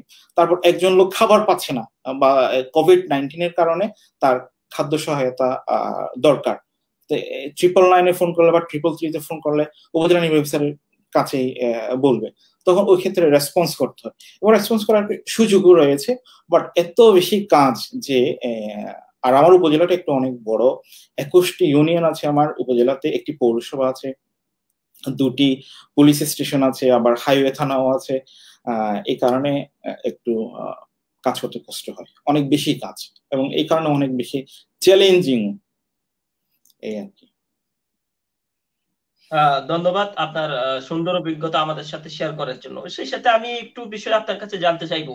যেমন কুতুবদিয়ায় দেখা যাচ্ছে যে জোয়ারের পানি ঢুকতেছে, বের হচ্ছে, মানুষ মানববন্ধন করছে, হাহাকার করতেছে, কারিগর চলে যাচ্ছে। আমাদের একটা বাজেটও আছে, সেটা দিয়ে পানি উন্নয়ন বোর্ড সেটা কাজ করতেছে সেটাতে। আমি আপনার কাছে জানতে চাইবো, একজন উপজেলা নির্বাহী অফিসার চাইলে কি আমাদের জন্য সামগ্রিক কোনো ব্যবস্থা, যেমন আপনি বললেন যে 1 ঘন্টার মধ্যে 100 জিও ব্যাগ ম্যানেজ করলেন, স্বেচ্ছাসেবক করলেন, আমি মনে করি কুতুবদিয়া অনেক স্বেচ্ছাসেবক দেওয়ার জন্য অনেকেই রেডি আছেন। উপজেলা নির্বাহী অফিসার কি চাইলে এরকম কোনো দিতে পারে কুতুবদিয়ার জন্য? না, পারবে না। বিশেষ কারণ করে বিশেষ করে দুরুমের যে, না, ওখানে পারবে না, কারণ ওগুলো হচ্ছে অনেক বড় জি বিষয়। এই এই ক্ষেত্রে অনেক বড় প্ল্যানিং দরকার। উপজেলা নির্বাহী অফিসার অত বড় কাজটি করতে পারবে না, কারণ আমি কুতুবদিয়ার ছেলে, যেহেতু আমি কুতুবদিয়ার বিষয়টা জানি এবং বুঝি। এক্ষেত্রে উপজেলা নির্বাহী অফিসার অসহায়, কারণ পানি উন্নয়ন বোর্ডের অধীনে কিন্তু এই বেড়িবাঁধগুলো, এবং এই বেড়িবাঁধের জন্য জিও ব্যাগ দিয়ে হবে না, জিও ব্যাগ টিউব ব্যাগ লাগবে যদি দ্রুত দিতে হয়। আর টিউব ব্যাগে পানি ঢুকাতে হয় কিন্তু ড্রেসিং মেশিনের মাধ্যমে। এই বড় মেকানিজম কুতুবদিয়াতে সম্ভবত অ্যাক্সিডেন্টও বসে না। পানি উন্নয়নের সাব অ্যাসিস্ট্যান্ট ইঞ্জিনিয়ার হয়তো থাকতে পারে, অ্যাক্সিডেন্ট বসে কিনা আমি নট শিওর। তারপর এগুলো অনেক বড় বাজেটের বিষয়, এটার জন্য প্ল্যানিং দরকার। আর বিশেষ করে এটা আসলে আমাদের দেশের যে সামগ্রিক বিষয়গুলো, একটা দেশের বা একটা এলাকার উন্নয়ন, রক্ষা, বেড়িবাঁধ রক্ষা, এটার জন্য ট্রু লিডারশিপ দরকার। এটি not only administrative thing, it's also political thing. এজন্য পলিটিক্যাল মোটিভেশনে, পলিটিক্যাল কমিটমেন্ট, এটি অনেক বড় জায়গা থেকে কাজ করা উচিত বলে আমার কাছে মনে হয়েছে। এক্ষেত্রে উপজেলা নির্বাহী অফিসার কিছু করতে পারে, উপজেলা নির্বাহী অফিসার আর করতে পারবে যেটা এমার্জেন্সি কাজগুলো, যেমন ধরেন হঠাৎ করে আপনাদের ঘাটটি ভেঙে গেল, তো একটা বিকল্প দ্রুত ব্যবস্থা করা দরকার, সেটি হয়তো করার দায়িত্ব করতে পারে এবং করতে হবে, কোনো না কোনো ভাবে ম্যানেজ করতে হবে, এটা করতে হয়। এই হচ্ছে বিষয়, বাট অত বড় বিষয় পারবে না। আহ, জি, আমি আমি বিষয়টা বলতে চাচ্ছিলাম, আমি নিজে ভিজিট করেছি কয়েকদিন আগে। দেখলাম বেড়িবাঁধ পুরোপুরি ভেঙে গেছে এরকম না, কিছু পয়েন্ট দিয়ে পানি ঢুকতেছে, কয়েকটা পয়েন্টে পানি ঢুকতেছে যেন আপনার খালের মতো। ওই পয়েন্ট দিয়ে পানি ঢুকে পুরা ধরেন 5-6 কিলোমিটার এলাকা কি হয়ে যাচ্ছে। আর দেখলাম স্থানীয় যারা প্রশাসন আছে আমাদের, মেম্বার, তারপর চেয়ারম্যান, ওনাদেরও এই জায়গায় একটা ঘাটতি আমার মনে হয়েছে, যেটা যদি সম্ভব হতো বা সরকারি বাজেটের বাইরেও চাইলে এটা ক্ষণিকের জন্য রক্ষা করতে পারতো। আপনি কি তাই মনে করেন? আমি তো বললামই, এটি আসলে মেম্বার, চেয়ারম্যান অথবা উপজেলা নির্বাহী অফিসার, উপজেলা লেভেলে এটি মানে সম্ভব নয়, যেহেতু বেড়িবাঁধ তো, আর সাগরের সাথে বেড়িবাঁধের যুদ্ধ, এটা তো চারটিখানি কথা নয়। এখানে পানির যে ব্যাগ, পানির যে তেজ, এটার জন্য অনেক ইঞ্জিনিয়ারিং মেকানিজম দরকার। এটি মেম্বার চেয়ারম্যানের যে মেকানিজম দিয়ে এটি সম্ভব নয়। আর বললাম অনেক বড় বাজেট প্ল্যান দরকার, টেকসই বেড়িবাঁধ দরকার। বিশেষ করে যেটা বড়গোপ বাজারের পশ্চিমে যেরকম আছে ওরকম। এই আর কি। ধন্যবাদ। আমরা একটু আপনার ইয়াতে যাব, সেটা হচ্ছে যে আমরা কয়েকটা প্রশ্ন নিব। আচ্ছা, আমি একটা প্রশ্ন খুঁজে নিচ্ছি, তার আগে আমি একটা প্রশ্ন আপনাকে করতে চাই। সেটা হচ্ছে যে আহ, বর্তমানে যারা তরুণ চাকরি প্রত্যাশী তাদের জন্য আপনি আপনার সাজেশনটা কি রাখবেন? প্রথম কথা হচ্ছে তরুণদের, চাকরি প্রত্যাশী তরুণদের সাজেশন দেওয়ার মতো যোগ্যতা বা অভিজ্ঞতা আমার নাই। তারপর যেহেতু আপনি প্রশ্নটা করেছেন, একটু কিছু বলতে হয়। আমি মনে করি আমাদের কুতুবদিয়ার বা সাগর অঞ্চলের মানুষজন জিওগ্রাফিক্যালি বা কোনো না কোনো কারণে সম্ভাবনাময়ী। এক্ষেত্রে আমার যেটি মনে হয়, যারা চাকরি প্রত্যাশী বা তরুণ তাদেরকে একটু আত্মকেন্দ্রিক হওয়া উচিত। আত্মকেন্দ্রিকটা কিরকম? নিজের দিকে মনোযোগ দিতে হবে। এখন আমি কুতুবদিয়ার যত সমস্যা আছে সব সমস্যা যদি আমার মাথায় রাখি, তাহলে আমি নিজের সমস্যাটা দেখতে পারবো না। বা দেশের যত সমস্যা সব যদি আমি মাথায় রাখি, আমি নিজের দেখতে পারবো না। যেমন আপনি যদি একটা চায়ের দোকানে যান, ওখানে যদি প্রশ্ন করেন যে কুতুবদিয়ার বেড়িবাঁধ কিরকম হওয়া উচিত, এই চায়ের দোকানদার আপনাকে 1 ঘন্টা লেকচার দিবে এবং তার কথা শুনে মনে হবে সেই জি। সবচেয়ে ভালো জানে। আবার একটা ক্যারাম বোর্ডের আড্ডায় যদি কথা ওঠে যে দেশ কিভাবে চলা উচিত, তারাও 1 ঘন্টা লেকচার দিবে কিভাবে চলা উচিত। তো এইগুলোর তো আসলে শেষ নাই, যুক্তি তর্ক শেষ নাই। আমার মতে তরুণদের আগে বিনয়ী হওয়া প্রয়োজন, নিজেকে তুচ্ছ মনে করার প্রয়োজন। যখন কোনো ব্যক্তি বা কোনো তরুণ বিনয়ী হবে, নিজেকে তুচ্ছ মনে করবে, তখন সে কিছু চাইবে আঁকড়ে ধরার জন্য। তখন আঁকড়ে ধরতে হলে তরুণদের কি আঁকড়ে ধরা উচিত? বিদ্যা ছাড়া কোনো উপায় নেই, পড়ালেখা ছাড়া কোনো উপায় নেই। আমি যতই বড় বড় রাজনীতিবিদের পিছনে দৌড়াই না কেন, যত পাওয়ারফুল পেছনে লোকের সাথে আমার সম্পর্ক গড়ে উঠুক না কেন, নিজের টেকসই উন্নয়নের জন্য, নিজের টেকসই উন্নয়নের জন্য নিজের জ্ঞান অর্জন, নিজের যোগ্যতা অর্জন, নিজের দক্ষতা অর্জন ব্যতীত কোনো উপায় নেই। আমার এখনো মনে পড়ে যখন আমি বিসিএস পরীক্ষার প্রস্তুতি নিচ্ছিলাম, তখন আমি বলবো যে আমি শুরু থেকেই শুরু করব এবং সবগুলো বিষয় আমি বেসিক থেকে শুরু করতাম এবং ক্লাস 6 এর বই থেকে পড়া শুরু করেছি। তারপর একটানা 2 বছর এমন ভাবে পড়তাম যে যাতে কোনো কিছু বাদ না যায়। তারপর আমার মনে পড়ে বিশেষ পরীক্ষার সময় আমার ডেলি 16 ঘন্টা 18 ঘন্টা পড়া হতো। এমন হতো যে পড়তে পড়তে বমি আসতো, কারণ আমি ছোটবেলা থেকে এক্সট্রা অর্ডিনারি ভালো স্টুডেন্ট ছিলাম না। অনার্স লাইফে আমার ভালো রেজাল্ট হয়েছে, অনার্স পুরো লাইফটা আমার ভালো, কি বলবো, ভালো পড়াশোনা হয়েছে।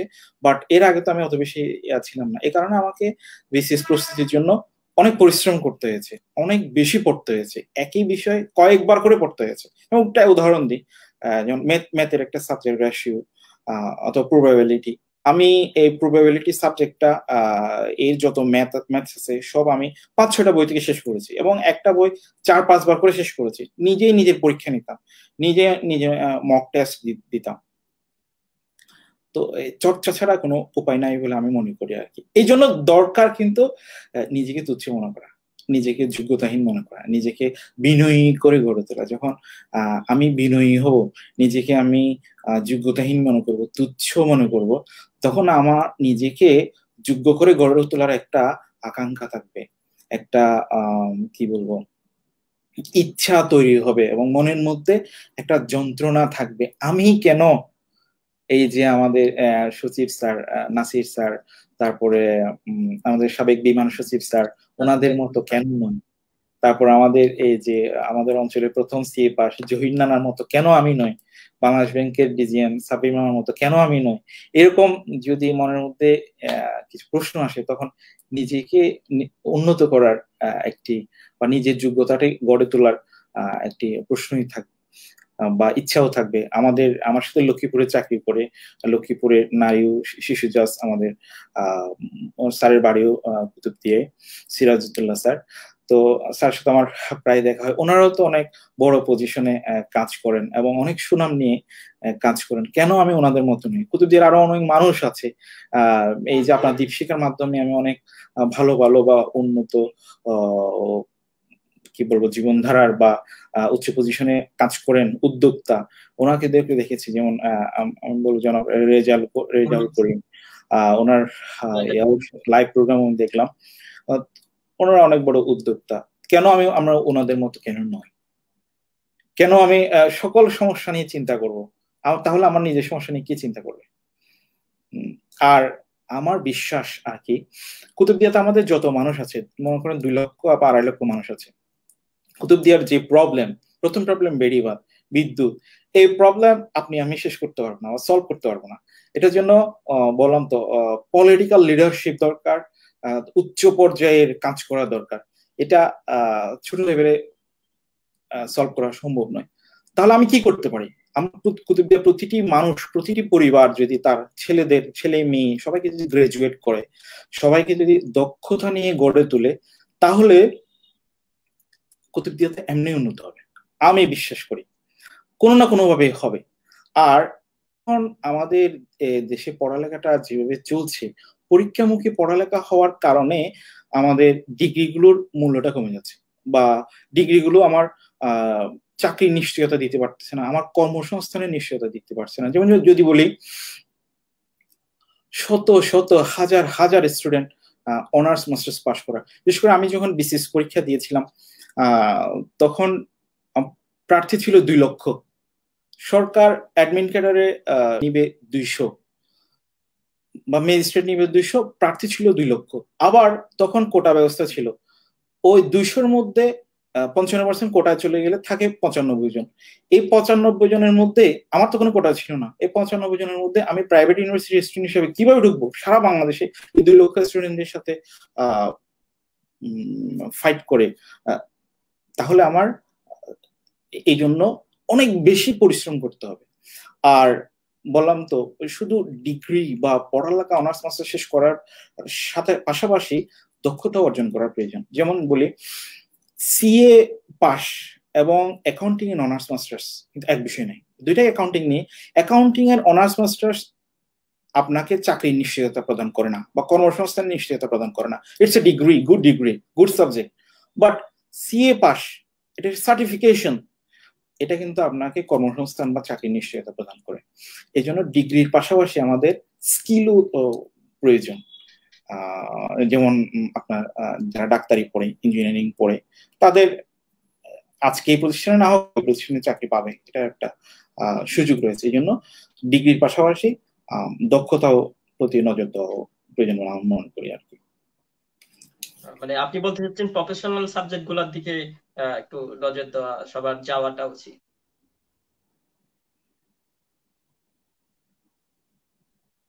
আপনি আমাকে শুনতে জি জি, পাচ্ছেন? হ্যাঁ শুনতে পাচ্ছি। জি। বিসিএস প্রস্তুতির ক্ষেত্রে আপনি কোন কোন জায়গা থেকে বা কোন অনার্স এর কোন অবস্থা, কোন কোন পর্যায় থেকে বিসিএস প্রস্তুতিটা শুরু করা দরকার বা আপনি শুরু করছিলেন? আসলে বিসিএস এগুলো সম্পর্কে তেমনটা আইডিয়া ছিল না। মজার গল্প বলি, যখন হাই স্কুলে পড়তাম আমরা স্টুডেন্টরা অনেকেই লুঙ্গি পরে যেত হাই স্কুলে, সেই 1998-97 এর কথা বলি। তো একদিন দেখলাম স্যাররা সবাই প্যান্ট পরে আসতে বললো, স্টুডেন্ট সবাইকে প্যান্ট পরে আসতে বললো। ঘটনা কি? ঘটনা হচ্ছে যে স্কুলে মানে তখন বলতো টিয়নু, টিয়নু সাহেব আসতে পারে। এই কারণে সবাই ছেলে মেয়ে সবাইকে বলে হাতের নখ কেটে আসবে, সবাই প্যান্ট পরে আসবে, এরকম পরিষ্কার পরিচ্ছন্ন হয়ে আসবে। তারপর শিখিয়ে দেওয়া হলো কে কোন ধরনের প্রশ্ন করলে কে উত্তর দিবে না হলো। তখন একদিন এক অফিসার আসলো, তখন উনি টিএনও ছিলেন কিনা আমার ঠিক মনে নাই, বাট আমার কাছে মনে হইলো স্কুলের পরিবেশ এত সুন্দর হয়ে গেছে, খুব পরিষ্কার। দপ্তরি থেকে শুরু করে সবাই প্যান্ট পরেছে, সকল স্টুডেন্টরা প্যান্ট পরেছে এবং সবার পরিষ্কার জামা। আবার যারা মোটামুটি ভালো স্টুডেন্ট তাদেরকে প্রস্তুত থাকতে বলা হয়েছে, অফিসার যদি কোনো প্রশ্ন করে সেটার উত্তর দেওয়ার জন্য। আমার কাছে মনে হলো স্কুলের পরিবেশ প্রতিদিন এরকম হওয়া উচিত, সবাইকে স্মার্ট বানিয়ে দিল, একটা অফিসার ভিজিটে আসবে এই কারণে। তখন আমার কাছে মনে হলো যে আমি কেন এরকম অফিসার হইতে পারবো না, বাট কিভাবে হতে হবে সেটা তো আমি জানি না। অফিসারটা কিরকম আমার পুরোপুরি মনেও নাই, সম্ভবত টিএনও বা কার জানি নাম শুনেছিলাম। তারপর আমি যখন অনার্সে পড়ি, আমার এক স্যার ছিলেন, সরোয়ার স্যার। স্যার সিলেবাসের পড়াতেন 10%, বাকি 90% পড়াতেন বইয়ের বাইরের বিষয়, এবং রাষ্ট্র কিভাবে চলে, তারপর বিশ্ব কিভাবে চলে, জাতিসংঘ কিভাবে কাজ করে, তারপর বিশ্বের বিভিন্ন নামকরা ব্যক্তিদের বই, এসব নিয়ে আলোচনা করতেন। এখান থেকেই আমার ওই স্যারের মাধ্যমে আমার কাছে মনে হলো আমার বিসিএস ক্যাডার হওয়া উচিত আর কি। আর সেটার জন্য কি করা উচিত, সেটার জন্য অনেক বেশি জানাশোনার প্রয়োজন হয়, অনেক বেশি দক্ষতা অর্জন করার প্রয়োজন হয়, ওখানে সিলেবাস যেগুলো আছে সেগুলো নিয়ে প্র্যাকটিস করা উচিত, এভাবেই জানা আর কি। আর ওই যে আমি বললাম আমার মামা জনাব নাসির সাহেব, মামা তখন সম্ভবত 2008 বা 2009 এর দিকে সচিব ছিলেন। তখন ওনারা আমাদের জন্য একটা উৎসাহ আর কি, উদ্দীপনা, আমরাও কেন ওনার মতো হতে পারবো না, এরকম একটা মনের মধ্যে যন্ত্রণা ছিল। বিশেষ করে আমার মায়ের খুব প্রেশার ছিল, এই দেখো তোমার মামারা কিরকম, তোমার আত্মীয় স্বজনরা কিরকম, তোমরা ওদের ওরকম হতে হবে, ইন্সপিরেশন ছিল এই থেকেই জি, নিজেকে আমার প্রশ্নটা ছিল কোন কোন মানে কোন ইয়ার থেকে প্রস্তুতিটা শুরু করা উচিত, বা নাকি অনার্স শেষ করে বিসিএস প্রিপারেশনটা শুরু করা উচিত বলে আপনি কি মনে করেন আপনার অভিজ্ঞতা থেকে? অনার্সে একজন প্রার্থী তার সাবজেক্টটি ভালো করে জানা কিন্তু খুবই দরকার। সে যেখানেই পরীক্ষা দেখ না কেন, একজন প্রার্থীকে তার ভালো করে তার নিজের বিষয়ে দখল আনতে হবে। পাশাপাশি বিশ্ব কিভাবে চলে, দেশ কিভাবে চলে, সে বিষয়ে নজর রাখতে হবে। এটার জন্য কি করা উচিত, এটার জন্য পত্রিকা পড়া উচিত নিয়মিত। পত্রিকার শুধু উপরের হেডলাইন গুলো না পড়ে ভিতরে যে পত্রিকার কলাম, সম্পাদকীয় আছে, আরো অ্যানালাইটিক্যাল বিষয় আছে, এগুলো পড়া উচিত এবং নিয়মিত পড়া উচিত বলে আমি মনে করি। এবং আহ কেউ যদি রেগুলার ইংরেজি পত্রিকার কলাম বা বাংলা পত্রিকার কলাম রেগুলার পড়ে, এটা একজন স্টুডেন্টকে নিজের অজান্তে স্মার্ট করে তুলবে, একজন স্টুডেন্টকে নিজের অজান্তে যোগ্য করে তুলবে নিয়মিত যদি পড়ে। এছাড়া বইয়ের বাইরেও, সিলেবাসের বাইরেও অন্যান্য আরো যে শত শত বই রয়েছে, বিখ্যাত মানুষের জীবনী, এগুলো থেকেও অনেক কিছু শিক্ষা নেওয়া যায়। অনার্সে নিজের, সেজন্য আমার বক্তব্য হচ্ছে অনার্সে নিজের সাবজেক্টটি ভালো করে পড়া এবং পাশাপাশি বিশ্বজগৎ সম্পর্কে একটু খোঁজ খবর রাখা, রাষ্ট্র কিভাবে চলে, বিশ্ব কিভাবে চলে, একটু খোঁজ খবর রাখলে তাহলে উইন্ডো গুলো খোলা থাকে। তখন অনার্স পাশ করার পর যখন বিসিএস জন্য সত্যি প্রস্তুতি নেওয়া হবে, তখন ওই যে আগে থেকে নিজের ইন্দ্রিয়কে খোলা রাখা হয়েছে, তখন এগুলো ক্যাচ করতে সুবিধা হবে। হুট করে অনার্সে একেবারে ফার্স্ট ক্লাস ফার্স্ট হয়ে বিসিএস প্রস্তুতির জন্য বসে পড়লাম, তখন অনেক বিষয় ক্যাচ করতে অসুবিধা হবে। আগে থেকে যদি চোখ কান খোলা রাখা যায়, জগৎ সম্পর্কে জানা যায়, তখন ক্যাচ করতে সুবিধা হয়, এই আর কি। ধন্যবাদ। আমরা কমেন্ট বক্স থেকে কিছু প্রশ্ন নিব, আপনারা যারা দেখতেছেন আপনাদের কোনো প্রশ্ন থাকলে প্রশ্ন করবেন। তার আগে আমি আপনাকে একটা প্রশ্ন করব, একদম ক্লিয়ার কাট। আপনার বিশেষ ক্যাডার হওয়ার ক্ষেত্রে যদি দুইটা নিয়ে আমি বলি, আপনি কোন দুইটা ট্রিক্স বলবেন আমাদের জন্য, যে এই দুটা জিনিসই আমাকে, এই দুটা কাজই আমাকে সবচেয়ে বেশি এগিয়ে নিয়েছিল?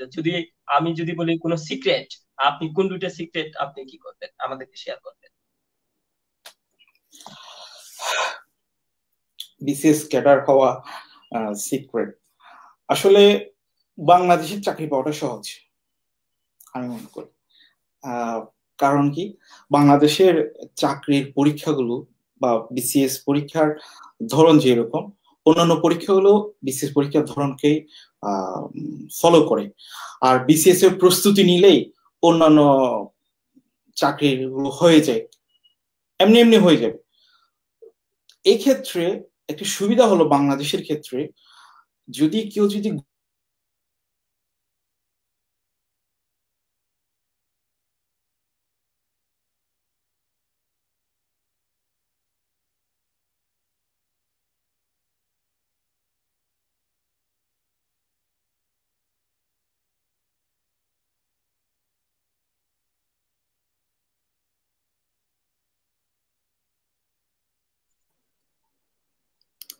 সরি, আপনার একটু ইন্টারাপশন ছিল।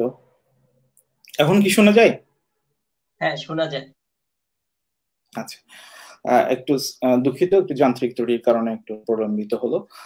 আমি মনে করি গণিত এবং ইংরেজি বাংলাদেশের চাকরি প্রদানের ক্ষেত্রে পাওয়ার ক্ষেত্রে খুব সহযোগিতা করে। গণিতের সকল বিষয়, বিশেষ করে ইন্টারমিডিয়েট লেভেল পর্যন্ত যে বিষয়গুলো রয়েছে, এইগুলো যদি ভালো করে জানা হয়, আহ, চাকরিতে কেউ কোথাও আটকাতে পারবে না। আর ঠিক বিসিএসসি বলে, ব্যাংকের পরীক্ষায় বলে, অন্যান্য পরীক্ষায় গণিত এবং ইংরেজি এই দুটিতে মার্কস বেশি থাকে। আর গণিত হচ্ছে এমন একটা বিষয়, আপনি যদি ভালো করে প্রস্তুতি নেন, গণিতে 100-এর মধ্যে যদি 40-এর প্রশ্ন থাকে, গণিতে 40-এ 40 পাওয়া যায়। ইংরেজিও এমন একটা বিষয়, একটু ভালো করে প্রস্তুতি নিলে 40-এর মধ্যে প্রায় 30 মতো পাওয়া যায়। কিন্তু সাধারণ জ্ঞান, সাধারণ জ্ঞান আপনি যতই পড়েন না কেন, আপনি সাধারণ জ্ঞানে 40-এ 30 পাওয়াটা কঠিন। আর খুব দুঃখের বিষয় হচ্ছে, যারা চাকরি নিয়ে পড়াশোনা করে, চাকরির জন্য বা বিসিএস জন্য পড়াশোনা করে, তারা আগে ভাগেই এ নিয়ে পড়াশোনা করে, মানে আন্তর্জাতিক বিষয়ে সাধারণ জ্ঞান নিয়ে। সাধারণ জ্ঞান আপনাকে সহযোগিতা করে না, আর সাধারণ সময়ের অপচয় করে। আগে গণিত, ইংরেজি, এরপর বিজ্ঞান সহ অন্যান্য বিষয়গুলো। গণিত ইংরেজির উপর ভালো দখল থাকলে যে কোনো চাকরি পাওয়া সহজ। আর এটি ইংরেজির উপর দক্ষতাটা, এটি একটি গুরুত্বপূর্ণ বিষয়। এটা ইংরেজি এসে থেকে শুরু করে সকল বিষয়ে লিখতে সহযোগিতা করে। যে আরেকটি বললাম, পড়াশোনার অভ্যাস, বিভিন্ন বই, সিলেবাসের বাইরের বই যদি পড়ার অভ্যাস থাকে, পত্রিকার কলাম পড়ার অভ্যাস থাকে, তখন লিখিত পরীক্ষায় যতই আননোন প্রশ্ন হোক না কেন, যতই আমাদের জানাশোনার বাইরে প্রশ্ন হোক না কেন, তখন একটা রেডি উত্তর দিতে সুবিধা হয়। আমার কাছে মনে হয়েছে গণিত ইংরেজির উপর একটু দখল থাকা, তারপর সিলেবাসের বাইরের বই, পত্রিকার কলাম, এইগুলোর সাথে ভালো পরিচয় থাকার কারণে আমার মানে চাকরি পেতে সহজ হয়েছে। আমার বিসিএস এর সাথে অন্যান্য আরো অনেকগুলো চাকরি হয়েছিল। আমার প্রথম চাকরি ছিল ব্যাংকে, বাংলাদেশ শিল্প ব্যাংকের সিনিয়র অফিসার হিসেবেও চাকরি করেছি। আহ, আমার কাছে মনে হয় এটা খুব সহযোগিতা করে আর কি। আর এগুলো নিয়ে যখন সিলেবাসের বাইরের বই নিয়ে যখন পড়া হয়, পত্রিকার কলাম বা পত্রিকা ম্যাগাজিন নিয়ে যখন পড়া হয়, তখন নিজের মধ্যে একটা তৃষ্ণা তৈরি হয়। যেমন আমি স্টুডেন্ট লাইফে নিউ ইয়র্ক টাইমস পড়তাম অনলাইনে, মোবাইলে পড়তাম অথবা ল্যাপটপে পড়তাম, অনলাইনে পড়তাম। মাঝে মধ্যে দুই একটা কলাম যদি পছন্দ হয় তখন প্রিন্ট করে পড়তাম। বাট আমি যখন শাহবাগের বিসিএস অ্যাডমিন একাডেমিতে ট্রেনিং করতে গেলাম, তখন দেখলাম যে ওখানে নিউ ইয়র্ক টাইমস এর হার্ড কপি একদিন পরে পাওয়া যায়। তখন আমার কাছে মনে হলো আমি আকাশের চাঁদ হারিয়েছি। এই নিউ ইয়র্ক টাইমস আমি কত কষ্ট করে ইন্টারনেটে ডাউনলোড করে পড়ি, এই হার্ড কপিটা আমি হাতে পাচ্ছি। আমার কাছে এত আনন্দ লাগলো, খুব ভালো লাগলো আর কি। তখন আমার কাছে মনে হচ্ছে আমি আমার তৃষ্ণাটা পূর্ণ হলো। তারপর অনলাইনে বা মোবাইলে ইকোনমিস্ট ম্যাগাজিন পড়তাম। বাট আমার ইউনিভার্সিটির একটা সেন্ট্রাল লাইব্রেরি ছিল, ওখানে ইকোনমিস্ট পত্রিকাটা নেওয়া হতো, আর অনেকগুলো এরকম ম্যাগাজিন নেওয়া হতো আন্তর্জাতিক মানে। যদিও এগুলো 1 সপ্তাহ বা 15 দিন 20 দিন পরে পাওয়া যায়, বাট এইগুলো আমার জন্য খুব আনন্দদায়ক বিষয় ছিল। বাংলাদেশে বসে আমি ইকোনমিস্ট পত্রিকার হার্ড কপি পড়তে পারছি, তাও আবার সাম্প্রতিক সংখ্যা, খুব আনন্দদায়ক বিষয় ছিল আর কি। এবং এগুলোর প্রতি যত বেশি পরিচয় থাকবে, আন্তর্জাতিক অঙ্গন সাথে যত বেশি নিজেকে পরিচয় করা যাবে, তখন নিজের উইন্ডো গুলো তত বেশি খুলবে আর কি, চেনাশোনার জগৎটা খুলবে। একটা বিষয় হচ্ছে, আমি কি জানি না সেটার সম্পর্কে কিন্তু আমার কোনো ধারণা নেই, কিন্তু আমি যখন কোনো কিছু জানলাম, তখন আমার ধারণা হলো যে আগে আমি কি না জানতাম। সুতরাং জানার চেষ্টা করলেই বোঝা যাবে আমি কি জানি না, জানার চেষ্টা না করলে বোঝা যাবে না যে আমি কি জানি না। এটি একটি বিষয় আর কি। ধন্যবাদ। ধন্যবাদ। আমাদের অনেকগুলো কমেন্ট এসেছে, চলে আসলো। আমরা কয়েকটা প্রশ্ন নেওয়ার চেষ্টা করতেছি। দীপশিখার বর্তমান সভাপতি আব্দুল মজিদ আপনাকে সালাম জানিয়েছেন। নাসরিন সুলতানা নামে একজন অভিনন্দন জানিয়েছেন। আহাদুল্লাহ আপনাকে সালাম জানিয়েছেন। আলমগীর আপনাকে অভিনন্দন জানিয়েছেন। আবু মজিদ ঢাকা থেকে দেখতেছেন আপনাকে। হাসানুল মুরাদ মিতু আপনাকে কানাডা থেকে দেখতেছেন, আপনার জন্য শুভকামনা জানিয়েছেন। আহ একজন আপনাকে নাতি সম্বোধন করে আহ আপনাকে দোয়া করেছেন। কুতুবদিয়া প্রেস ক্লাবের সেক্রেটারি হাসান কুতুবী আপনাকে জন্য শুভকামনা শুভেচ্ছা জানিয়েছেন, একজন ঢাকা থেকে দেখতেছেন। একজন আপনার জন্য শুভকামনা জানিয়েছেন, একজন বান্দরবন থেকে দেখতেছেন। আপনারা যে যে জায়গা থেকে দেখতেছেন আপনাদের জন্য আপনাদেরকে আবারও স্বাগত, আপনাদের সকলকে ধন্যবাদ। আপনাদের কোনো প্রশ্ন থাকলে কমেন্ট বক্সে জানাবেন। এবং একজন আপনার দীর্ঘায়ু, হয়তো আপনার আম্মা আপনার জন্য দীর্ঘায়ু কামনা করেছেন।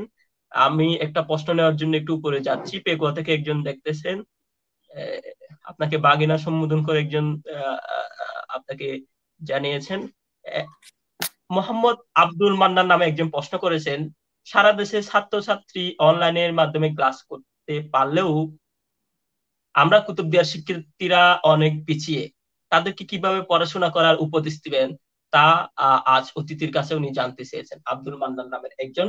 এবং আপনারা আপনাদের প্রশ্ন থাকলে কমেন্ট বক্সে জানাবেন। আমার প্রশ্নটা হয়তো আপনি দেখতে পাচ্ছেন। ধন্যবাদ। আসলে দুনিয়া অনেক এগিয়ে গেছে। এই এই পর্যায়ে আমি দুই একটি কথা বলি। আমাদের আমাদের অনেক ছোট ভাই বোন আছে এখানে, আমার অনেক কাজিনরাও এই প্রোগ্রামটি দেখছে। আমি আমাদের এই যে অনুজ যারা আছে, অগ্রজ যারা আছে, তাদের জন্য আমার শ্রদ্ধা, ভালোবাসা, সম্মান, সালাম। অনুজ যারা আছে তাদের আমি একটি কথা বলতে চাই। হিলারি ক্লিন্টনের একটি বই আছে। হিলারি ক্লিন্টন যখন 4 বছর পররাষ্ট্রমন্ত্রী মন্ত্রী ছিলেন, ওই সময়ের উপর ভিত্তি করে একটি বই লিখেছিলেন, নামটা আমার পুরোটা মনে নাই। ওখানে ফেসবুক, টুইটার, সোশ্যাল মিডিয়াগুলোকে বলা হয়েছে আমেরিকার সফট পাওয়ার। আমরা কিন্তু এই তরুণ জেনারেশন কিন্তু বেশিরভাগ সময় ফেসবুকে সময় কাটায়। এটি আমাদের জন্য খুব ক্ষতিকর। কারণটা হচ্ছে এখানেই। বিষয়টা আমি কিভাবে বলি, ধরেন আগের যুগে রাজা বাদশাহ সুবিধাটা পেত, আমি একজন গরিব ঘরের সন্তান হয়েও তার চেয়ে বেশি সুবিধা পাচ্ছি। যেমন আগের যুগে রাজা বাদশাহরা তাদের কিছু মানুষ রাখতে হতো তাকে একটু পাখা করার জন্য, কিন্তু আমি সেটি বিদ্যুতের কল্যাণে এমনি ফ্যানের মাধ্যমে পাচ্ছি। আবার যদি বলি, আগের যুগে রাজা বাদশাহরা যাদের সাম্পান ছিল, ঘোড়া ছিল, তারা দেশ বিদেশ ভ্রমণ করতে পারতো। কিন্তু নজরুলের কথায় যে বিশ্বটাকে আমি আপন হাতের মুঠোয় ভরে পেয়েছি মোবাইলের মাধ্যমে। কিন্তু আরেকটি বিষয়, ইতিহাসে যারা বড় বড় বীর ছিলেন, তারা তার যে পাওয়ারটাকে তারা পজিটিভলি কাজে লাগিয়ে, যারা কাজে লাগাতে পেরেছেন তারা কিন্তু বড় বীর হয়েছেন। বাট যারা রাজা বাদশাহ অন্দরমহলে সময় কাটিয়েছেন, তারা কিন্তু পৃথিবীতে তাদের নাম রেখে যেতে পারেনি। ঠিক একইভাবে এখন চলছে ফোর্থ ইন্ডাস্ট্রিয়াল রেভলিউশন। এই ফোর্থ ইন্ডাস্ট্রিয়াল রেভলিউশনের আমি যদি সুফলটা ঘরে তুলতে পারি, তাহলে আমি নিজের জীবনকে এগিয়ে নিয়ে যেতে পারবো। যেমন বলি, ফোর্থ ইন্ডাস্ট্রিয়াল রেভলিউশন চলছে এখন সারা বিশ্বে, বলা হচ্ছে, এবং সেটা নিয়ে সেটি কি এআই, আর্টিফিশিয়াল ইন্টেলিজেন্স, ইন্টারনেটের উপর ভিত্তি করে ফোর্থ ইন্ডাস্ট্রিয়াল রেভলিউশন এগিয়ে যাচ্ছে। অথচ সেই ইন্টারনেট 1970s এর দিকে আবিষ্কৃত হয়েছে, 60s এর দিকে আবিষ্কৃত হয়েছে। কম্পিউটার এগুলো সহ উন্নত বিশ্ব 1980s 1990s এর দিকে এটা সুফল গড়ে তুলেছিল। বাট আমরা সুফল গড়ে তুলছি এখন, তার উপর ইন্টারনেটের আমরা মিস ইউজ করছি। যেমন কি, আমার ইউটিউবে এমন কোনো বিষয় নাই যে আমি শিখতে পারবো না, কিন্তু আমরা কি ইউটিউবের থেকে আমি শিখি না? শুধু হাসি, কমেডি, নাটক এগুলো দেখি। তারপর আরেকটি বিষয়, ফেসবুকে আমি সময় কাটাই সোশ্যালাইজিং এর জন্য। আমি লিঙ্কডইনে কত সময় কাটাই। লিঙ্কডইন আমাকে বিভিন্ন চাকরিজীবী, বিভিন্ন পেশার মানুষের সাথে পরিচয় করিয়ে দিবে। এই জন্য বললাম, ফোর্থ ইন্ডাস্ট্রিয়াল রেভলিউশনের আমি যদি সুফল ঘরে তুলতে চাই, তাহলে আমাকে ইন্টারনেটে পজিটিভ ইউজ করতে হবে। ফেসবুকে সময় না কাটিয়ে আমি ইউটিউবের গান, হাসি, নাটক, লাইক মি, তারপর টিকটক এগুলোর পিছনে সময় না কাটিয়ে আমি যদি ইউটিউবের বিভিন্ন টিউটোরিয়াল থেকে বিভিন্ন কিছু শিখতে চাই, দক্ষতা অর্জন করতে চাই, তাহলে ফোর্থ ইন্ডাস্ট্রিয়াল রেভলিউশনের সুফলটা ঘরে তুলে যাবে। আর অনলাইনে অনেকগুলো অ্যাপস আছে, অনেকগুলো ওয়েবসাইট আছে, যেমন কোর্স এরা, ফিউচার লার্ন, অনেক এডেক্স, অনেকগুলো প্ল্যাটফর্ম আছে যেখান থেকে বিভিন্ন বিষয়ে কোর্স করা যায়, অনেক দক্ষতা অর্জন করা যায়, অনেক কিছু শেখা যায়, এবং উন্নত বিশ্ব সেটাই করছে। আমি একটি ইনফরমেশন দিতে চাই। আমার এই গত 24 তারিখ ইউনোশিপের 2 বছর পূর্ণ হয়েছে, এবং এর আগেই আমি একটি স্কলারশিপের জন্য আবেদন করেছিলাম, এবং আপনাদের সকলের দোয়ায়, মা বাবার দোয়ায় আমি আমার স্কলারশিপটা পেয়েছি। ইনশাল্লাহ আগামী মাসে আমি ইউকে তে, ইউনাইটেড কিংডমের স্কটল্যান্ডের ডান্ডি ইউনিভার্সিটিতে ইন্টারন্যাশনাল ফাইন্যান্স বিষয়ে মাস্টার্স করতে যাব। আর আমার ইউনোশিপও মোটামুটি 2 বছর আমাদের একটা ইউনো থাকার একটা বিধান রয়েছে, কমপক্ষে 2 বছর থাকলে ভালো হয়। তো ইউনোশিপটা আমার প্রায় শেষ পর্যায়ে, এরপর আমি মাস্টার্স করতে ইংল্যান্ড হয়ে স্কটল্যান্ডে পড়তে যাব। তো এখানে কংগ্রেচুলেশন এবং আপনার জন্য অনেক বেশি শুভকামনা। ধন্যবাদ। এখানে দেখলাম আমার ইউনিভার্সিটি আমি এখনো যাইনি, বাট অনেক বিষয় এখনো ইউনিভার্সিটি আমার সাথে শুরু করে দিয়েছে। যেমন আমাকে সিলেবাস পাঠাচ্ছে, মক টেস্ট পাঠাচ্ছে, একটা সাবজেক্টের প্রি রিভিউ পাঠাচ্ছে, সেটা সম্পর্কে আমি কতটুকু জানি, অনেকগুলো বইয়ের লিস্ট পাঠাচ্ছে, এবং এমনকি হুট করে বলেছে আজকে এতটার সময় তোমার এই প্রফেসরে তোমার ইন্টারভিউ নেবে, তুমি এই বিষয় সম্পর্কে তুমি কতটুকু জানো, তোমাকে কোন লেভেল থেকে স্টাডি শুরু করতে হবে। তো এখন বিশ্বটা হাতের মুঠোয়। আমি এখানে বসে বিশ্বের অনেক জায়গার জিনিস দেখতে পাচ্ছি এবং সেটি ঘরে তুলতে পারছি। এডেক্স এরাতে হার্ভার্ড ইউনিভার্সিটির সাবজেক্ট নিয়ে পড়া যায়, বিভিন্ন ট্রেনিং করা যায়। তো ইন্টারনেটের সুফলটা আমি এভাবে নিতে পারি, এবং সারা বিশ্ব কিন্তু এভাবে করছে। বিশ্বের করোনা ভাইরাসের কারণে বিশ্ব কিন্তু থেমে নাই, তাই সবাই অফিস করছে ঘরে বসে ইন্টারনেটের মাধ্যমে, তো পড়াশোনা করছেও তাই। আমাদের সরকারও চেষ্টা করছে, যেমন আমাদের হাই স্কুল কলেজগুলোতেও অনলাইনের মাধ্যমে, ভিডিও ক্লাসের মাধ্যমে ক্লাস চলছে, নিচে সবাই চেষ্টা করছে। আসলে সেটি নির্ভর করে পরিবেশের উপর। আমার শুধু ধরেন আমার ইউনিভার্সিটি যে দক্ষতা, আন্তর্জাতিক টেকনোলজি ইউজ করে যে পড়াশোনাটা আমি দিচ্ছি, সেটার জন্য আমি কতটুকু নিজেকে উপযুক্ত করে গড়ে তুলতে পারলাম, বা সেটার জন্য আমার কতটুকু মানসিকতা আছে, সেটারও বিষয় আছে। ধন্যবাদ। ধন্যবাদ। যিনি প্রশ্নটা করেছেন উনি হয়তো উত্তরটা পেয়েছেন। আপনাকে অশেষ ধন্যবাদ আমাদেরকে সময় দেওয়ার জন্য। আমি একটা কমেন্ট বক্স থেকে কমেন্ট নিব। জিয়াউল করিম চৌধুরী প্রশ্ন করেছেন, কুতুবদিয়ার প্রধান সমস্যা বেড়িবাঁধ সমস্যা সমাধান তো রাজনৈতিক নেতাদের দিয়ে হচ্ছে না, এটা সমাধানের জন্য আপনাদের এগিয়ে আসতে হবে, আপনারা চাইলে পারবেন। তেমন নাসির ভাই যদি সেদিন স্বাস্থ্য সচিব না হতো, আমরা কক্সবাজার মেডিকেল কলেজ পেতাম না। আমরা আপনাদের নিয়ে অবশ্য গর্ববোধ করি। বেড়িবাঁধ নিয়ে মাননীয় প্রধানমন্ত্রীর দৃষ্টি আকর্ষণ করেছেন উনি। আপনি প্রশ্নটা হয়তো ইয়াতে দেখতে পাচ্ছেন, কমেন্টটা হয়তো আপনি স্ক্রিনে দেখতে পাচ্ছেন। ধন্যবাদ। আমাদের সম্মানিত সচিব স্যার যিনি ছিলেন, আমাদের জনাব নাসিরউদ্দিন মামা, অনেক চেষ্টা করেছেন যখন উনি সচিব ছিলেন, অনেকগুলো বিষয় নিয়ে উনি কাজ করেছেন, স্বাস্থ্য বলি বা বিদ্যুৎ নিয়েও অনেক জায়গায় অনেক কাজ করেছেন, চেষ্টা করেছেন। উনি কিন্তু কয়েকটা বিষয় বলেছিল, সচিবরা কিন্তু সরাসরি সহজে প্রকাশ্যে কাজ করতে পারে, পারে না যতটা পারে একজন পার্লামেন্টারিয়ান বা একজন মন্ত্রী।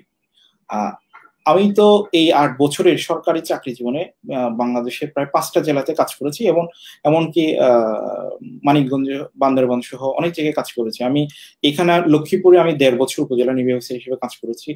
তারপর বান্দরবানের রোয়াংছড়ি উপজেলায় 6 মাস উপজেলা নির্বাহী অফিসার হিসেবে ছিলাম। তার রোহিঙ্গা ক্যাম্পেও ছিলাম, জামালপুরেও ছিলাম, মানিকগঞ্জেও অ্যাটাচমেন্টে ছিলাম। তো আমার কাছে মনে হয়েছে বাংলাদেশের অনেক প্রত্যন্ত অঞ্চল কিন্তু বেশ উন্নত। কারণ হচ্ছে যে, যেমন আমি চাঁদপুরে বলি, চাঁদপুরের অলিগলি রাস্তা ঢালাই করা। কেন? ওখানে চাঁদপুরে বেশ কয়েকজন মন্ত্রী ছিলেন, পাওয়ারফুল এমপি ছিলেন, এই মন্ত্রী এবং বেশ কয়েকজন সচিবও ছিলেন, সমন্বয় ছিল, মন্ত্রী সচিব একসাথে চাঁদপুরে ছিলেন, সমন্বিতভাবে তারা চাঁদপুরের উন্নয়ন ঘটিয়েছেন। এখন চাঁদপুরে গ্রামে রাস্তা থেকে শুরু করে সবগুলো পিচ ঢালা রাস্তা, এবং অনেক বেশ উন্নত, স্কুলের কোনো অভাব নাই, স্কুলের বিল্ডিং এর কোনো অভাব নাই। এই জন্য কুতুবদিয়াও পলিটিক্যাল, তারপরে ব্যুরোক্রেটিক সমন্বিত প্রচেষ্টা দরকার, এবং সেটার জন্য কি বলবো, ওই লেভেলের যোগ্য মানুষও আমাদের গড়ে তোলা প্রয়োজন। এই যে এখন আমার ওদিন আপনাদের লাইভে আমি দেখলাম যে নাসিম মামা বললেন সচিবালয়ে আমাদের কুতুবদিয়া থেকে কেমন তেমন মানুষ নেই। আসলে তো আমার খুরশেদ স্যার রিটায়ার্ড করেছেন, স্যার যখন সচিব ছিলেন তখন আমার একটা সাহস ছিল, আমার একজন কুতুবদিয়ার একজন স্যার সচিব, ওনার কাছ থেকে আমি বিভিন্ন সহযোগিতা নিতে পারবো। এখন আমি খুঁজে দেখলাম যে আমার অ্যাডমিন ক্যাডারে আমার উপরে বা আমার নিচেও এখনো পর্যন্ত আমি কাউকে খুঁজে পাচ্ছি না। আমি নিজে একাকিত্ব ফিল করি। তো এই জন্য আমাদের যদি আরো বেশি অফিসার থাকতো, যেমন ধরেন আমি হয়তো 1-2 বছর পরে সচিবালয়ে কাজ করব, আরো যদি অফিসার থাকতো, যেমন একটা উদাহরণ দিই, ভোলার চর ফ্যাশন অনেক উন্নত। কেন? ভোলার চর ফ্যাশনের ভোলা এলাকার বরিশালের অনেক অফিসার সচিবালয়ে বড় বড় পদে আছে, এই একই সাথে আছে অনেক বড় বড় নেতাও। তারা যৌথভাবে ভোলার কিন্তু আপনার মেঘনা নদীর মাঝখানে, এবং উপরের যে উজানের যে জোয়ার, তাদের যে ভাঙ্গন, সেটি তারা ঠেকিয়েছে, এবং ভোলাকে চরফ্যাশন উপজেলাকে তারা অনেক উন্নত করেছে। সে কিভাবে? ব্যুরোক্রেটিক এবং পলিটিক্যাল কম্বাইন্ড প্রচেষ্টায় সেটি সম্ভব হয়েছে। কুতুবদিয়াতেও যদি চেষ্টা করি সেটি সম্ভব, এবং এজন্য আমাদের এই সবাই উদ্যোক্তা হবে বা সবাই রাজনীতি করবে এরকম কথা নেই, পাশাপাশি সবাইকে একটু উচ্চ লেভেলে চাকরি করতে চেষ্টা করা উচিত আমার কাছে মনে হয়েছে আর কি। আর আমাদের বড় লিডারও তৈরি করা উচিত, যাতে কম্বাইন্ডলি কাজটি করা যায়। ধন্যবাদ। আপনি ধন্যবাদ, আপনাকে অশেষ ধন্যবাদ।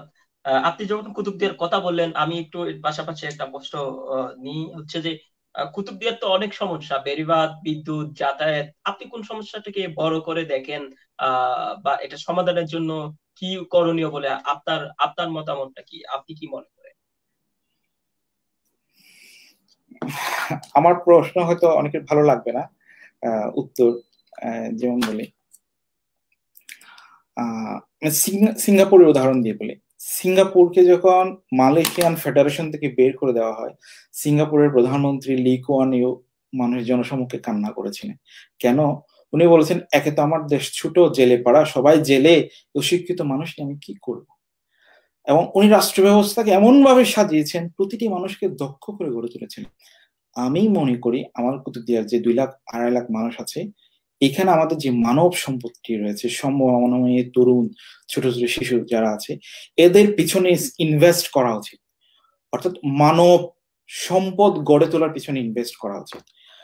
প্রত্যেক পরিবারে ছেলেমেয়েরা যে গ্রাজুয়েট হয়, দক্ষতা নিয়ে কর্মস্থলে কর্মক্ষেত্রে প্রবেশ করে, তাহলে প্রত্যেক পরিবার উন্নত হবে, প্রতিটি পাড়া উন্নত হবে, প্রতিটি গ্রাম উন্নত হবে, পুরো কুতুবদিয়া উন্নত হবে। অর্থাৎ কুতুবদিয়ার জনসাধারণের যে মানব সম্পদ, এই মানব সম্পদের পিছনে ইনভেস্ট করা উচিত। এবং আমার কাছে মনে হয়েছে, হয়তো আমার রং, আমাদের যারা ছোট ভাই বোন যারা চট্টগ্রাম, ঢাকা সহ বিভিন্ন জায়গায় পড়াশোনা করে, তারা সময়ের অপচয় করে বেশি। তারা অনেক বেশি সংগঠনের সাথে জড়িয়ে পড়ে, রাজনীতির সাথে জড়িয়ে পড়ে। রাজনীতি সবার করার দরকার নেই, 2-1 জন করবে, ভালোভাবে করবে, এমন ভাবে করবে যেন অনেক বড় নেতা হতে পারে।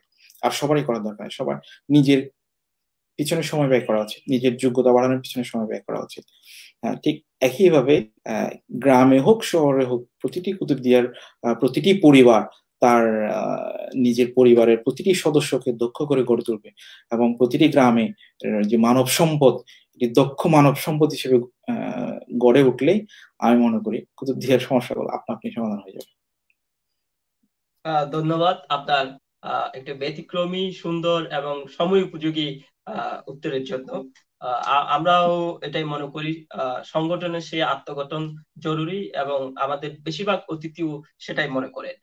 আপনাকে অশেষ ধন্যবাদ। আমরা আপনার কাছে জানতে চাইবো, হচ্ছে আপনার জীবনের স্মরণীয় ঘটনা কি? চাকরি জীবনও বলতে পারেন, আপনার ব্যক্তিগত জীবনেও বলতে পারেন। আমার জীবনের স্মরণীয় ঘটনা হচ্ছে, বলতে গেলে, আমার মেয়ে যেদিন জন্মগ্রহণ করেছে, আমি একটি মেয়ের পিতা। আমার মেয়ের বয়স 2 বছর হচ্ছে। আমার মেয়ে যেদিন জন্মগ্রহণ করে, এটা আমার ছিল স্মরণীয় ঘটনা আর কি। আর ঠিক স্মরণীয় ঘটনা বলি, আমি যখন ছোট ছিলাম তখন ক্লাস 1 কি 2 তে ছিলাম, তখন 91-এ যে ঘূর্ণিঝড় হয়েছিল, ঘূর্ণিঝড়ের সময়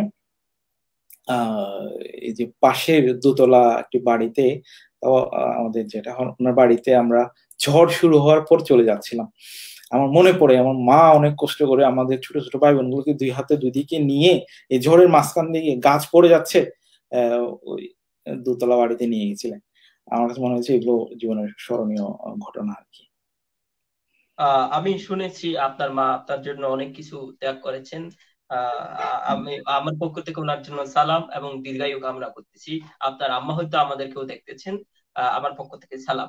আপনার ইউনু জীবনে আপনার কোনো যদি স্মরণীয় ঘটনা থাকে বা চাকরি জীবনে, সেটাও আমাদের শেয়ার করতে পারেন যদি শেয়ার করা যায়। আসলে চাকরি জীবনের প্রতি মাসে স্মরণীয় ঘটনা ঘটে। এমন এমন বিষয় আছে, বিশেষ করে উপজেলা নির্বাহী অফিসার হিসেবে নির্দিষ্ট কোনো সমস্যার মধ্যে উপজেলা নির্বাহী অফিসাররা আটকে থাকতে পারে না। হাজারো সমস্যা, হাজারো মানুষের হাজারো সমস্যা। এখানে একজন ভিক্ষুক বা পথচারী থেকে শুরু করে একদম টপ লেভেলের মানুষের সমস্যা নিয়েও কাজ করতে হয়। জামালপুরে যখন আমি কাজ করেছি তখন নদীতে ভেসে ভেসে ত্রাণ বিতরণ করতাম। অনেক ওখানে ওদিকে বন্যা হয় বেশি, মানুষ ঘরের চালে আশ্রয় নিত, ঘরের চালে থাকতো। আমরা নৌকা করে 8-10টা নৌকা নিয়ে গিয়ে ওদের ত্রাণ দিতাম। তারপর বান্দরবানে ছিলাম, বান্দরবানে উপজেলা নির্বাহী অফিসার হিসেবে কাজ করেছি। ওখানে দেখতাম যে যারা সাধারণ মানুষ, তাদের কোনো চাহিদা নেই। একজন আমাকে বলতো, যেমন জয়ধর বাবু নামে একজন কারবারি ছিল, উনি বলতো আমাকে, স্যার তুমি আমাকে টাকা দিবা না। অর্থাৎ ওনাকে আমি বয়স্ক ভাতা দিতে চাইছিলাম। কেন? ওনার টাকা ওই বাঁশে রাখলে ওই পোকা খেয়ে ফেলে। বলে, স্যার আমি টাকা কি করবো, টাকার আমার কোনো খরচ নাই। তো তাহলে কি দিব? স্যার আমার পাড়ার মানুষের জন্য পানি দেন। কিন্তু ওখানে পানি পাওয়াটা একটু কঠিন, অনেক দূরে গহীন জঙ্গলের ভিতরে গ্রাম ছিল, অনেক উঁচু উঁচু পাহাড়ের উপরে। ওদের জন্য পানির ব্যবস্থা করা, বিভিন্ন সুযোগ সুবিধার ব্যবস্থা করতে পারা, এগুলো একটু স্মরণীয় বিষয়। ঠিক লক্ষ্মীপুরেও এখানে অনেকগুলো বেদে পরিবার আছে, নদীতে, মেঘনা নদীতে এখানে প্রায় 400 মতো সংখ্যা আছে বেদে পরিবার। এদের জন্য আমি একটি গুচ্ছ গ্রাম করেছি, তাও একটা দ্বীপের মতো জায়গায়, চরমেঘাতে, জান্নাতুল মাওয়া আশ্রয় কেন্দ্র। ওখানে 120টা ঘর বানিয়েছি মাননীয় প্রধানমন্ত্রীর কার্যালয়ের তহবিলের সহযোগিতায়। ওখানে বেদে পরিবারগুলোকে স্থানান্তর করতে পারবো, এটা আমার প্রক্রিয়াধীন কাজ, প্রায় শেষ পর্যায়ে। শুধু ঘরগুলো বুঝিয়ে দেবো। এটা একটি স্মরণীয় বিষয়, কারণ হচ্ছে যে এই বেদে পরিবার যখন ঘূর্ণিঝড়ের সিগন্যাল পড়ে, এদেরকে নৌকা থেকে আশ্রয় কেন্দ্রে নেওয়া যায় না, তার নৌকা ছেড়ে কোথাও যাবে না। এবং এই বেদে পরিবারদের সাথে কথা বললে এরা বলে নৌকায় তাদের জীবন, 4-5 জেনারেশন থেকে তারা নৌকায় জন্ম, নৌকায় মৃত্যু, নৌকাতেই থাকে সবকিছু। এই বেদে পরিবারগুলোকে একটু জোর করে হলেও একটা স্থায়ী ঠিকানা দেওয়া, তাদেরকে খাস জমি বন্দোবস্ত করতে দেওয়া, ঘর বাড়ি তৈরি করতে দেওয়া, এগুলো আমার কাছে মনে হচ্ছে একটু আমার জীবনের স্মরণীয় ঘটনা হয়ে থাকবে আর কি। ধন্যবাদ। আরেকটু বলি। ধন্যবাদ। ধন্যবাদ আমাদেরকে আপনার জীবনের স্মরণীয় ঘটনা শেয়ার করার জন্য। আমরা একটা বড় প্রশ্ন নিব।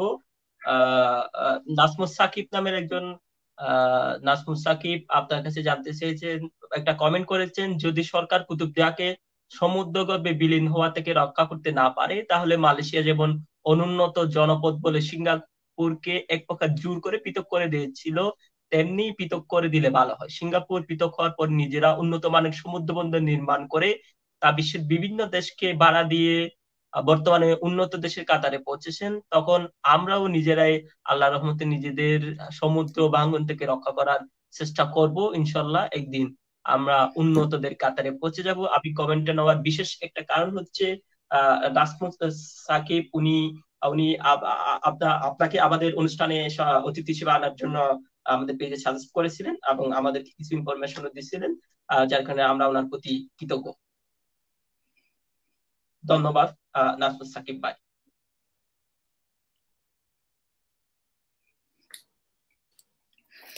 আপনি ওই ব্যাপারে কিছু বলবেন? Thank you Shakib. সাকিব সেও অনেক সম্ভাবনাময়ী তরুণ। আসলে সিঙ্গাপুরের কাহিনী অনেক ভিন্ন। সিঙ্গাপুরের সাবেক প্রধানমন্ত্রী লি লিখোয়ান বলে আর কি ওরা। লিখনের একটি বই আছে, from third world to first, maybe নামটা হচ্ছে ওরকম, from third world to first. এই বইয়ের প্রথম লাইনটি হচ্ছে ওরকম, উনি সারা জীবনে অনেকগুলো বই পড়েছেন, প্রতিটি বই ছিল how to make house, how to make a building, অথবা how to make a car vehicle. কিন্তু উনি বললেন যে আমি কোথাও পাই নাই যে how to make a nation, কিভাবে একটা জাতি গড়ে তুলতে হয়। এবং ওনাকে ওই, যেহেতু উনি সিঙ্গাপুরের প্রথম প্রধানমন্ত্রী এবং সিঙ্গাপুরের বোঝাটা মালয়েশিয়ান ফেডারেশন থেকে সিঙ্গাপুরকে বের করে দেওয়ার পর সিঙ্গাপুরের বোঝাটা ওনার কাঁধেই পড়ে, তো ওনাকে প্রথমে শিখতে হয়েছিল কিভাবে একটি জাতি গড়ে তুলতে হয়। এই বইতেই লেখা আছে, এবং নাগরিকের প্রতিটি সমস্যা থেকে শুরু করে প্রতিটি সম্ভাবনা পর্যন্ত উনি কাজ করেছেন, এমনকি রাষ্ট্র ঘটকের ভূমিকা পর্যন্ত পালন করেছে। তারা পরিকল্পিতভাবে মেয়েদেরকে অনার্স মাস্টার্স পিএইচডি করাতো, ছেলেদেরকে অনার্স মাস্টার্স পিএইচডি করাতো, এবং রাষ্ট্র পরিকল্পিতভাবে এরকম পিএইচডি করা পাত্রের সাথে পিএইচডি করা পাত্রী বিয়ে দিত, যাতে তাদের থেকে যে সন্তান হবে সেটা যেন আরো বেশি জ্ঞানী হয়, আরো বেশি ব্রিলিয়ান্ট হয়। এরকম একটি থিওরি আছে লিকোয়ানের বইতে। অর্থাৎ আমি বলতে চাচ্ছি লিকোয়ান প্রতিটি ক্ষুদ্র বিষয়কে নজর দিতে পেরেছিলেন। সেটা একটা সুবিধা হচ্ছে তার একটি প্রভাব ছিল, সবাই তার কথা শুনতো। তারপর সবার জন্য একই ডিজাইনের বাড়ি করেছেন। লিখনের বইতে লেখা আছে, যখন জেলে পরিবারগুলোকে উনি বড় বড় বিল্ডিং এর ফ্ল্যাটে তুললেন, তখন তারা ছাগল মুরগি এগুলো নিয়ে 15 তলা ফ্ল্যাটে উঠলো। অর্থাৎ এই মাপের জনসংখ্যাকে নিয়ে উনি, মানে জনসংখ্যাকে নিয়ে কাজ করে আজকে সিঙ্গাপুর তৈরি করেছেন। ওনার একটি সুবিধা ছিল, দেশটা ছোট ছিল, জনসংখ্যাও ছোট ছিল, ফলে ম্যানেজমেন্ট করতে একটা সুবিধা ছিল। এখন কুতুবদিয়ার, এই জন্য তো আমি বলি বেড়িবাঁধ এটি একটি বড় সমস্যা, অনেক বড় পর্যায়ের বিষয়, 30-40 হাজার কোটি টাকার বিষয়। বিদ্যুৎ এরকম কমপক্ষে 5,000 কোটি টাকা বা 2-3 হাজার কোটি টাকার বিষয়, বড় বিষয়। এটার জন্য অনেক বড় উঁচু জায়গা থেকে উদ্যোগ নেওয়া প্রয়োজন। বাট আমাদের লেভেল আমরা কি করতে পারি, আপনি আমি কি করতে পারি, সে যেটা আমরা করতে পারি, যেটা আমার সক্ষমতা আছে সেটা নিয়ে আমরা কাজ করি না কেন? আমরা করতে পারি আমার পুরো মানব সম্পদটাকে আমি ডেভেলপ করতে পারি, অনেক বেশি উন্নত করতে পারি, স্কিল করতে পারি। এই যে আজকে ইসরায়েলের চারদিকে সবকিছু তার হচ্ছে শত্রু দেশ, ইসরায়েল আজকে এত পাওয়ারফুল কিভাবে হয়েছে? ইসরায়েলের ইতিহাস পড়লে জানা যাবে, ইসরায়েল প্রতিটি ছেলে মেয়ের পিছনে আলাদা ইনভেস্ট করতো এবং রাষ্ট্রই পরিকল্পনা করতে কিভাবে এই ছেলেটাকে আমি কত উপরে নিয়ে যাব, কত কত দক্ষ করে গড়ে তুলবো। এবং আমেরিকার হার্ভার্ড, তারপরে ক্যামব্রিজ থেকে শুরু করে যত ভালো ভালো বিশ্ববিদ্যালয় আছে, এমআইটি, বেশিরভাগ ইসরায়েলি স্টুডেন্টরা পড়াশোনা করছে বা করেছে, অনেক বিজ্ঞানীও তারা তৈরি করেছে। এটা কি জন্য? ইসরায়েল তার মানব সম্পদকে পরিকল্পিত ডেভেলপ করেছে এবং বিশ্বে মানে প্রতিযোগিতার ক্ষেত্রে তারা এখন ইসরায়েলি ছেলে মেয়ে বা লোক বিশ্বের মাল্টিন্যাশনাল কোম্পানির সিইও থেকে শুরু করে অনেক জায়গায় তারা ছড়িয়ে পড়ছে। ফলে ইসরায়েল এনি হাউ, পলিটিক্যালি হোক, ইকোনমিক্যালি হোক, তাদের কাছে ইসরায়েলের সাথে আমেরিকা সহ ইউরোপের পাওয়ারফুল দেশগুলো ইসরায়েলের পক্ষে থাকতে বাধ্য হচ্ছে। সেটা ইসরায়েল কিন্তু পলিটিক্যালি কিন্তু তৈরি করে নাই, সে মানব সম্পদ ডেভেলপ করে এবং মানব সম্পদের সাথে পলিটিক্যাল কম্বিনেশন করে তার এই যে পাওয়ারটা তৈরি করেছে। অথচ ইসরায়েলের চারদিকে সব ইসরায়েলের শত্রু দেশ, কেমন? আর ইসরায়েলের কোনো কি বলবো লিগাল কোনো গ্রাউন্ডও নাই, যে এটার লিগাল কোনো গ্রাউন্ড নাই, যে একটা দেশই থাকা উচিত নয়, এবং এটি বলা হয়ে থাকে এটি অবৈধ দেশ, জোর করে ফিলিস্তিন দখল থেকে। এত প্রতিকূলতার মধ্যেও ইসরায়েল কিভাবে এরকম উন্নত পজিশনে যেতে পেরেছে? একমাত্র মানব সম্পদ ডেভেলপ করার মাধ্যমে। আমি মনে করি এক্ষেত্রে কাজ করা, যেহেতু আমরা পারি, সুযোগ রয়েছে, কাজ করা উচিত। আর এই জন্য মা বাবাকে সচেতন হতে হবে। মা বাবার মানব সম্পদ গড়ার পিছনে, ছেলে মেয়েদের ডেভেলপমেন্টের পিছনে মা বাবার ভূমিকা অনেক বেশি। আমি একটা আর্টিকেল পড়েছিলাম, মানে কঠোর মায়ের ছেলে মেয়েরা মানে কর্মজীবনে ভালো করে অথবা ভালো হয় আর কি। তো মায়েরা যদি কঠোর ভূমিকা পালন করে, অর্থাৎ ছেলে মেয়েদেরকে একটি শৃঙ্খলার মধ্যে দিয়ে গড়ে তুলতে পারে, মা বাবা এবং তার শিক্ষক সমাজ, আশপাশের আত্মীয় স্বজন বা বন্ধু বান্ধব যদি স্বপ্ন দেখাতে পারে, তাহলে ওই ব্যক্তি সে বড় হওয়ার জন্য তাগাদা পাবে আর কি। ধন্যবাদ। নাজমুল সাকিব ভাই হয়তো উত্তরটা পেয়েছেন, আমরা ওনাকে ওনাকে ধন্যবাদ জানাচ্ছি। একজন দীপশিখার বর্তমান অর্থ সম্পাদক আহাদুল্লাহ কুতুবী আপনার কাছে একটা প্রশ্ন করেছেন, স্যার একজন ইউনু থেকে একজন নাগরিক কি কি সহায়তা পেতে পারে? অনেকে না জেনে তার প্রাপ্য সহায়তা নিতে যায় না, যদি বলতেন। যায় না যদি বলে, আচ্ছা। আসলে আমি যদি অ্যাডমিনিস্ট্রেশনের চাকরি না করতাম, তাহলে আমি বুঝতাম না যে সরকার তার নাগরিককে কতভাবে সহযোগিতা করছে।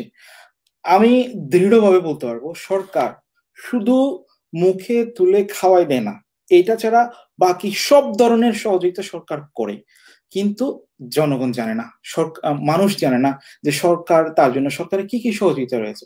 দেখেন, এক একটা পরিবারে একটা বৃদ্ধ মানুষ রয়েছে, প্রতিবন্ধী রয়েছে, তাদের জন্য বিভিন্ন ধরনের ভাতা আছে, সরকার এখন ঘর তৈরি করে দিচ্ছে, ছেলেমেয়েরা স্কুলে পড়বে, তাদের টিউশন ফি নাই, তারপর ছেলেমেয়েরা স্কুলে পড়লে, প্রাইমারি স্কুলে পড়লে প্রতিটা ছেলে উপবৃত্তি পায়, তারপর এখন আপনার করছে, মিড ডে মিলও চালু করছে। অর্থাৎ সরকারের সহযোগিতা করার কোনো অভাব নেই।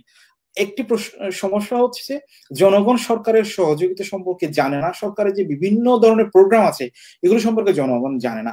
মাঝখানে সরকারি অফিসগুলো এবং সাধারণ জনগণের মাঝখানে কিছু মানুষ থাকে, এগুলো সাধারণ জনগণকে জানায় না, বা না জানিয়ে তারা তাদের ইচ্ছে মতো এই সরকারি সুযোগ সুবিধাগুলোকে ব্যবহার করে। অথচ উপজেলা নির্বাহী অফিসারের অফিস থেকে শুরু করে উপজেলাতে যতগুলো অফিস আছে সবগুলো অফিসে সরকারের অনেকগুলো প্রোগ্রাম রয়েছে, এবং জনগণকে বিভিন্ন সেক্টরে বিভিন্ন ভাবে সহযোগিতা করার জন্য সরকারের প্রোগ্রাম রয়েছে। পরিষ্কার কথা যে আমি প্রায় বলি, মুখে তুলে খাওয়াই দেওয়া ছাড়া সরকারের সকল ধরনের ব্যবস্থা জনগণের জন্য রেখেছে। প্রশ্ন হচ্ছে এই সঠিক জনগণ এটি পায় কিনা। যেমন আগে 3 মাস আগে আমার অফিসে প্রতিদিন বুড়া মানুষরা আসতো, বা বিভিন্ন রকমের মানুষ আসতো, স্যার আমি বয়স্ক দরিদ্র, আমি বয়স্ক ভাতা পাই না, বিধবা আসতো, স্যার আমি বিধবা ভাতা পাই না। ফলে আমি করলাম কি, এটা কারণ কি? পরে দেখলাম যে এই ভাতাগুলো বিতরণটা সঠিক হয়নি। পরে আমার কাছে 3000 মতো এরকম ভাতা আসলো।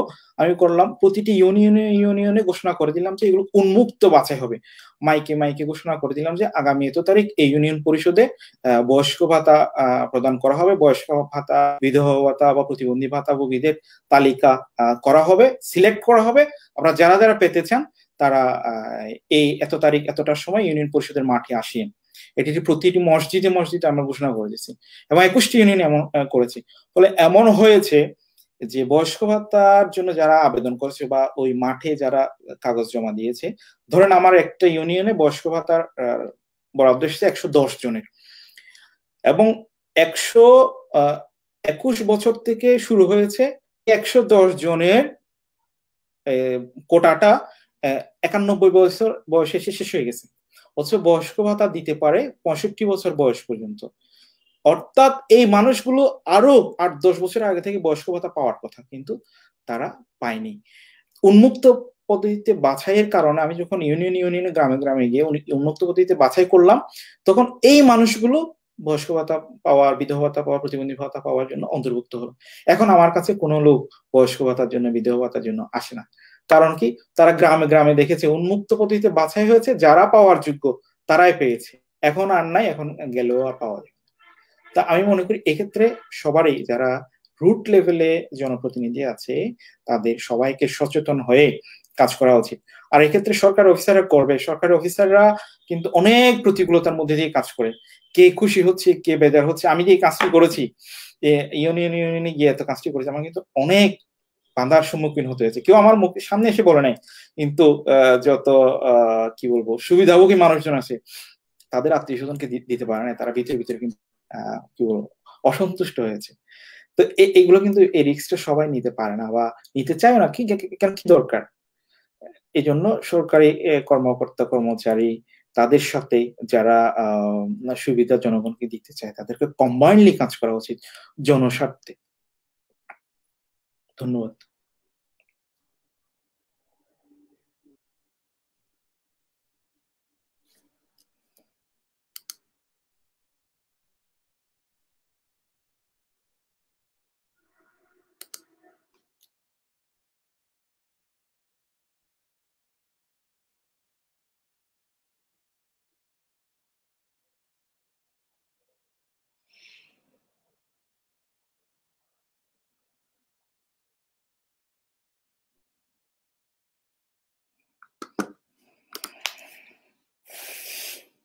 Strong.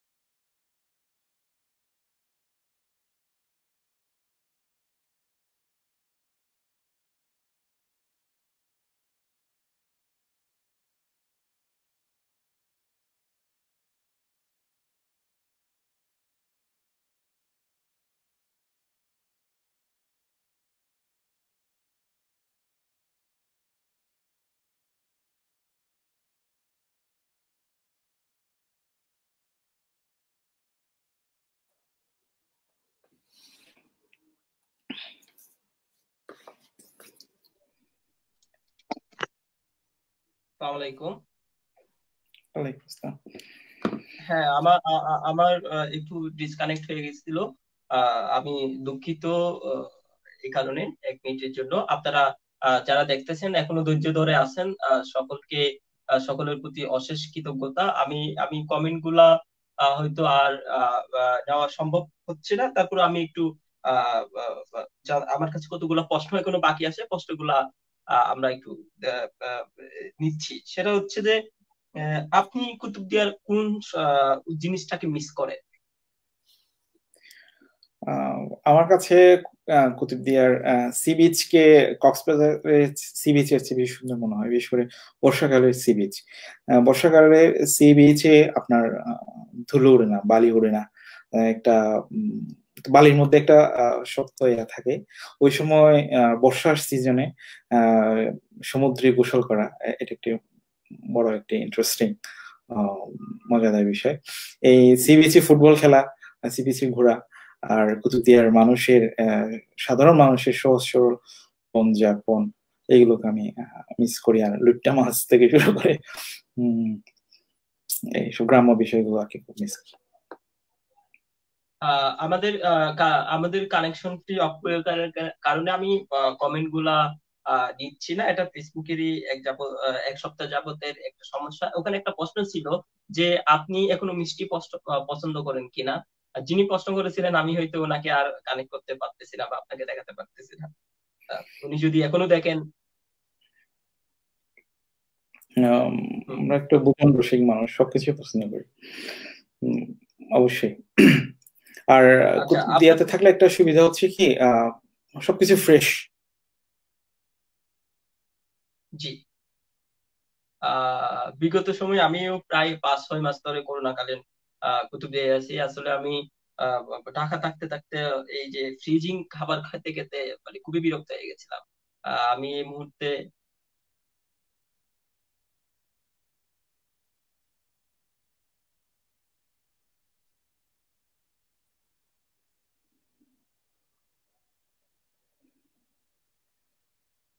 হুম, জি, আমাকে শুনতে পাচ্ছে? জি হ্যাঁ, শুনতে পাচ্ছি, আমি শুনতে পাচ্ছি। আমার এই এন্ডে ইন্টারনেট ভালো আছে, কাজ করছে। মনে হয় আপনার ওই এন্ডে সমস্যা হচ্ছে একটু। জি, আমার কাছে একটু কানেকশনটা অফ হয়ে গেছিল। আমি যদি আপনাকে একটা প্রশ্ন একদম ক্লিয়ার কাট যদি বলি, বিসিএস কি আলটিমেট গোল হওয়া দরকার? আসলে এক্ষেত্রে একটু বলি, এই সময় না বিসিএস হতে হবে এর কোনো কথা নেই, আর সবাইকে চাকরি করতে হবে এর কোনো কথা নেই। প্রথম প্রশ্ন, সক্রেটিসের একটা কথা, নো দাই সেলফ, নিজেকে জানো। আমি কি চাই, আমি কি চাই, নিজেকে জানো।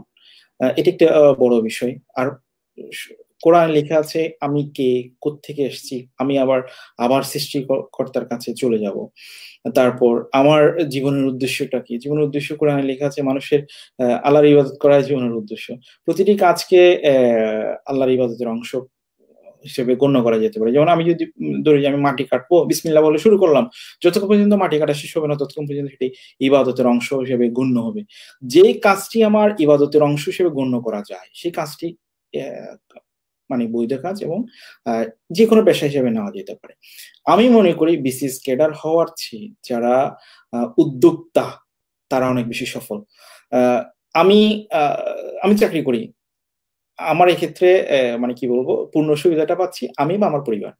কিন্তু আমি জনগণের জন্য যে যে স্টেশনে কাজ করতে পারছি সেই স্টেশনের জনগণ হয়তো কিছু সুবিধা পাচ্ছে। বাট আমি যদি উদ্যোক্তা হই, আমি কমপক্ষে 20 জন 30 জন মানুষকে চাকরি দিতে পারবো। যেমন আপনাদের এখানে একজন অতিথি হিসেবে এসেছিলেন জনাব রেজাউল করিম মহোদয়, অনেক কোর্সে অনেক লোকের কর্মসংস্থানের সৃষ্টি করতে পেরেছেন। এটা একটি মহৎ কাজ। আমি মনে করি এরকম উদ্যোক্তা হতে পারে। এখন বাংলাদেশে যে মাছ চাষ, তারপরে ডেয়ারি ফার্মিং সহ অনেক ধরনের ব্যবসা, বিভিন্ন ধরনের ব্যবসা, ইউটিউবে বাংলাদেশে প্রচুর ব্যবসায়ী বিভিন্ন রকমের ব্যবসার খোঁজ খবর আছে। ব্যবসা করেও অনেক মানুষ জীবনে সফল হতে পারে এবং একটি সওয়াবের কাজও করতে পারে, যা আরেকজনের জন্য আমি কর্মসংস্থান তৈরি করলাম। এই জন্য বললাম নো দাই সেলফ, আগে নিজেকে জানুন। আমি কি চাই, আমি কি চাই, আমার আশেপাশের পরিবেশ বা আমার পরিবার কি চাই। নো দাই সেলফ, নিজেকে জানুন। আমি কি চাই সেটা যদি আমি ঠিক করতে পারি তাহলে আমি সে অনুযায়ী কাজ করতে পারবো। যদি মনে হয় যে আমার বিসিএস ক্যাডার হওয়া প্রয়োজন বা চাকরি করার প্রয়োজন, যারা বিশ্ববিদ্যালয়ে চাকরি করে অথবা একজন স্কুল, সে কিন্তু সুন্দর জীবন পার করতে পারছে, প্রতিদিন সম্মান পাচ্ছে, প্রতিদিন ছাত্রছাত্রীরা অ্যাপ্রিসিয়েট করছে, তাকে সুখের জীবন সে পার করতে পারছে, সেটি একটি খুব ভালো মাধ্যম হতে পারে। কেউ যদি বিসিএস এর মতো চ্যালেঞ্জিং জব করতে চায় সেটিও পারে। এই জন্য বলে আগে নিজেকে সিদ্ধান্ত হবে এবং ওই অনুযায়ী পরিশ্রম করতে হবে। পরিশ্রমের কোনো বিকল্প নাই। বর্তমানে তো এখন বিসিএস পরীক্ষার্থী হচ্ছে 4 লাখ 5 লাখ। তো এই 4 লাখের মধ্যে থেকে 5 লাখের মধ্যে থেকে 2-3 হাজার ইয়া নিবে, ক্যাডার অফিসার নিবে, এটা তো চারটিখানি কথা না। ইন্ডিয়াতে আরো বেশি, ইন্ডিয়াতে তো আরো বেশি কম্পিটিটিভ এবং ইন্ডিয়ার এক্সাম সিস্টেম আরো কঠিন। বাংলাদেশেও হয়তো দিন দিন হয়তো আরো আরো ডেভেলপ হবে, আরো বেশি কম্পিটিটর বাড়বে। তো এই জন্য আগে নিজেকে নিজেই ঠিক করা উচিত আমি কি করব, সে অনুযায়ী নিজেকে প্রস্তুত করা প্রয়োজন বলে আমি মনে করি। ধন্যবাদ। আপনার জীবনের টার্নিং পয়েন্ট কি ছিল? আমি তো বলেছি আমার আহ, বিশ্ববিদ্যালয়ের জীবনে আমি একটা এফইসি কোর্স করেছি, ফাউন্ডেশন ইংলিশ কোর্স, অর্থাৎ আমি সরাসরি অনার্স কোর্স শুরু করতে পারিনি। আমাকে শুরু করতে হয়েছে ফাউন্ডেশন ইংলিশ কোর্স, এফইসি বলে, এটা আইআইসি তে একসময় ছিল, এখন নাই। তো এই 6 মাসের কোর্সটাই আমি মনে করি আমার জীবনের টার্নিং পয়েন্ট। যে আমি কি বলবো, মানুষের সামনে দাঁড়িয়ে শুধু বসে কথা বলতে পারি না, সেই কোর্সটি আমাকে শিখিয়েছে কিভাবে ফ্লুয়েন্টলি হাজার হাজার মানুষের সাথে ইংরেজিতে কথা বলা যায়, অথবা আমাকে স্বপ্ন দেখতে আমাকে শিখিয়েছে। এবং এই কারণে আমাকে এটি সাহস জুগিয়েছে বড় কিছু হওয়ার। বাট বড় কিছু কোনোদিন হতে পারলেও আমি মনে করি আমার ইন্সপিরেশন ওখান থেকে। আমার জীবনেও আমার অনেক দূর যাওয়ার বাকি রয়েছে, আরো অনেক পড়াশোনা করার বাকি রয়েছে। তো ওখান থেকে আমি শিখেছি, আসলে আমার কাছে মনে হয়েছে, আমার মনে হয় আহ অনেক দূর যাওয়া প্রয়োজন, এবং যাওয়ার সম্ভাবনা হয়তো বা আমি চেষ্টা করলে পাওয়া যাবে, এই আর কি। আহ, আপনাকে অশেষ ধন্যবাদ। আমাদের কানেকশনটি আমার এর থেকে বিচ্ছিন্ন হয়ে যাওয়ার কারণে আপনাদের অনেকেই হয়তো আপনাদের কমেন্ট গুলো আমি আর দেখতে পাচ্ছি না। এটা বিগত কয়েকদিন ফেসবুকের একটা সমস্যা। একটা প্রশ্ন আমার কাছে এখনো আছে, সেটা আমি একটু নিব। তারেকুল ইসলাম নামের একজন জানতে চেয়েছেন কুতুবদিয়ার সাথে সেতু দেওয়া যাবে কিনা। হুম, আমি যে এটা আমার প্রশ্ন, আমার কাছে এরকম আদার ব্যাপারে জাহাজের খবর নেওয়ার মতো, আমি এই খবর কিভাবে নিব? কুতুবদিয়ার সাথে জাহাজে সেতু দেওয়া যাবে কিনা, এটা এই খবর আমি নিতে পারবো না, বা এই এই তথ্যটি আমি দিতে পারবো না। একটা হয়তো আমি জামশন শেয়ার করতে পারি, সেটা হচ্ছে যে কুতুবদিয়াতে সেতু দিতে কমপক্ষে 20,000 কোটি টাকা খরচ হবে, বা 10,000 কোটি টাকা খরচ হবে। কোনো দেশ কি তার যেই অংশের জন্য, যে দ্বীপের জন্য এই টাকা খরচ করবে, সেটা আউটপুট কি পাবে? তাহলে যদি না পায়, আহ, সেটি কি কেউ ইনভেস্ট করবে? এটার প্রশ্ন থাকতে পারে, বাকিটা আমি বলতে পারবো না। Thank you. ধন্যবাদ। আমরা অনুষ্ঠানের প্রায় শেষ পর্যায়ে। আপনারা যারা এখনো দেখতেছেন, আমাদেরকে কানেকশনটি বিচ্ছিন্ন হওয়ার কারণে অনেকেই আহ, আহ, ইয়া আপনাদের বিচ্ছিন্ন হয়ে গেছেন। যারা দেখতেছেন সকলকে এখনো ধন্যবাদ। আমরা শেষ প্রশ্নে আপনার কাছে জানতে চাইবো হচ্ছে যে কুতুবদিয়াকে ঘিরে আপনার কোনো পরিকল্পনা আছে কিনা, বা আপনি যদি কখনো সেই সুযোগটা পান, আপনার পরিকল্পনা কি? আসলে আম, আমার যে চাকরি, বিসিএস অ্যাডমিনিস্ট্রেশন যেটা বলে, সেটি হচ্ছে আমি এখন চাকরির সেকেন্ড স্টেজে মাত্র, অর্থাৎ সহকারী সচিব পর্যায়ে আমরা জয়েন করি, তারপর এখন আমি সিনিয়র সহকারী সচিব আহ, পর্যায়ে চাকরি করছি। এরপরে আমাদের উপসচিব, এরপরে যুগ্ম সচিব, এরপর অতিরিক্ত সচিব, এরপর সচিব, তারপর হয়তো এখন সিনিয়র সচিব। এতটুক টপ পজিশন পর্যন্ত যদি আপনাদের দয়া থাকে, হয়তো একদিন হয়তো যেতে পারবো, এটা আশা রাখি। বিভিন্ন ভাবে কিন্তু কুতুবদিয়ার জন্য কাজ করা যায়, তবে সেটার সুযোগ পেতে হবে আর কি। যেমন আমি বলি, আমার এই মুহূর্তে গত কোভিড-19 সিচুয়েশনের সময় ওখানে ইউনো ছিল আমার ব্যাচমেট। তো আমার ব্যাচমেটের সুবিধার্থে আমি আমার নিজের বাড়ির জন্য কিছু মানুষকে সাহায্য সহযোগিতা করতে আমি সক্ষম হয়েছিলাম, যেটা আমি বলবো যে ক্ষুদ্র, খুবই ক্ষুদ্র বিষয়। ঠিক একইভাবে যদি আমি আহ প্রাথমিক ও গণশিক্ষা মন্ত্রণালয়ে কাজ করি, তাহলে আমি প্রাইমারি সেক্টরে কাজ করার জন্য সুবিধা হবে, বা স্কুলের জন্য কাজ করার সুবিধা হবে। অর্থাৎ সেই সুযোগটি আমার পেতে হবে, পেলে আমি কাজ করার আমার পরিকল্পনা রয়েছে। আমার মূল টার্গেট হচ্ছে যে কুতুবদিয়ার জনগণের জন্য কাজ করা, বা মানব সম্পদ উন্নয়নে কাজ করা। আর যে বড় বড় যে বিষয়গুলো, এগুলো আসলে শুধু বলে লাভ নেই, এটা আসলে বাস্তবসম্মত হইতে হবে। তো আমি যতটুকু পারবো অতটুকু ইনশাল্লাহ আমি করবো সর্বোচ্চ। আমার মূল টার্গেট, যদি আমি পারি, আমি কুতুবদিয়ার মানব সম্পদ উন্নয়নে কাজ করার চেষ্টা করবো। ধন্যবাদ। আপনি যেন সেই সুযোগ পান, আমি ব্যক্তিগতভাবে সেই কামনা করি। আমাদের কমেন্ট বক্সে অনেকগুলো কমেন্ট রয়েছেন। সবগুলা কমেন্ট সময় স্বল্পতার কারণে আমি নিতে পারতেছি না বলে দুঃখিত। আমরা অনুষ্ঠানের প্রায় শেষ পর্যায়ে। আপনি আপনি অনেক ব্যস্ততা থেকে আমাদেরকে সময় দিয়েছেন। আপনার সারা কয়েকদিন পরেই আপনি দেশের বাইরে যাবেন, তারপর আমি আপনাকে অনেকটা জোর করেই সময় নিয়েছি। আমাকে সময় দেওয়ার জন্য আপনাকে অশেষ ধন্যবাদ। কিভাবে কৃতজ্ঞতা প্রকাশ করতে হয় সে ভাষা আমার জানা নেই। আপনাকে অশেষ ধন্যবাদ, দীপশিকার পক্ষ থেকে ধন্যবাদ, কুতুবদিয়ার বাসীর পক্ষ থেকে ধন্যবাদ। আহ এবং যারা দেখতেছেন ওনাদের পক্ষ থেকে সালাম এবং শুভকামনা। আমরা শেষে একটা প্রশ্ন করব যে দীপশিকার কার্যক্রম সম্পর্কে আপনি যতটুকু জানেন, এই দীপশিকার কার্যক্রমকে আপনি কিভাবে মূল্যায়ন করবেন, বা আমাদের ফেসবুক এই যে সংলাপ পর্বকে আপনি কিভাবে মূল্যায়ন করবেন? আচ্ছা, ধন্যবাদ। আমি দীপশিকার কয়েকটি সংলাপ দেখেছি, রেকর্ডেড সংলাপ, মনে হয় দুইটা কি তিনটা দেখেছি, বা তিন চারটাও দেখেছি সম্ভবত। তা আমার ভালো লেগেছে। আহ, দীপশিকার মাধ্যমে আমাদের একটি অ্যালামনাইয়ের মতো হতে পারে কুতুবদিয়ার যারা তরুণ তরুণী বা কুতুবদিয়ার মানুষ যারা কুতুবদিয়া দ্বীপের বাইরে বা দ্বীপে থেকে কাজ করছে। দীপশিকা যা কাজ করছে ভালো কাজ করছে এবং সেটি প্রশংসাযোগ্য, এবং এই যে একটি প্ল্যাটফর্মে কাজ করে সেটাও একটি ভালো কাজ। অ্যাটলিস্ট আমি আমার দেশের মানুষগুলোকে তো দেখতে পাচ্ছি তারা কি কোথায় কিভাবে কাজ করছে, তার সাজেশন, তার জীবন সম্পর্কেও জানতে পারছি। যে নাসির মামা ওনার জীবনী বলেছেন, আমাদের খুরশেদ স্যার ওনার জীবনী বলেছেন সবার। তারপরে যিনি আহ রেজাউল করিম মহোদয় ওনার যিনি কোস্টে আছেন উনি ওনার অভিজ্ঞতা শেয়ার করেছে। আমরা জানতে পেরেছি দীপশিকা না হলে তো প্ল্যাটফর্ম তৈরি না হলে আমি এটা জানতাম না। আমি ওনাদের নাম বিশেষ করে জনাব রেজাউল করিম মহোদয় ওনার নাম শুনেছি, কোস্টের নাম শুনেছি, তো ওনার যে চাকরি জীবনের দীর্ঘ অভিজ্ঞতা বা কাহিনী এইসব আমি জানতাম না, এটার মধ্যে জানতে পেরেছি। জন্য আমি দীপশিকাকে ধন্যবাদ জানাই। একটা উদাহরণ হিসেবে আমি দিতে পারি, হার্ভার্ড বিশ্ববিদ্যালয় এত নাম করা কেন? এটি একটি কারণ হচ্ছে হার্ভার্ডের অ্যালামনাই কমিউনিটি, অর্থাৎ হার্ভার্ড থেকে যারা পাশ করেছে তাদের যে বন্ডেজ খুবই স্ট্রং, এবং তারা একজন আরেকজনকে সাহায্য করে, খুব সহযোগিতা করে। এবং অ্যালামনাই কমিউনিটির মাধ্যমে বিশ্বের যারা বড় বড় মাল্টিন্যাশনাল কোম্পানি এগুলোর উচ্চ পদে হার্ভার্ডের অ্যালামনাইরা দখল করে আছে। এখন আমাদের কুতুবদিয়ার সকল স্টুডেন্ট ছাত্রছাত্রী বা তরুণ তরুণীরা তো একই জায়গায় পড়াশোনা করি না, তো আমরাও নিজেদের মধ্যে অ্যালামনাইয়ের মতো করে একটা বন্ডেজ তৈরি করতে পারি। সেটা কি দীপশিকাও একটা মাধ্যম হতে পারে।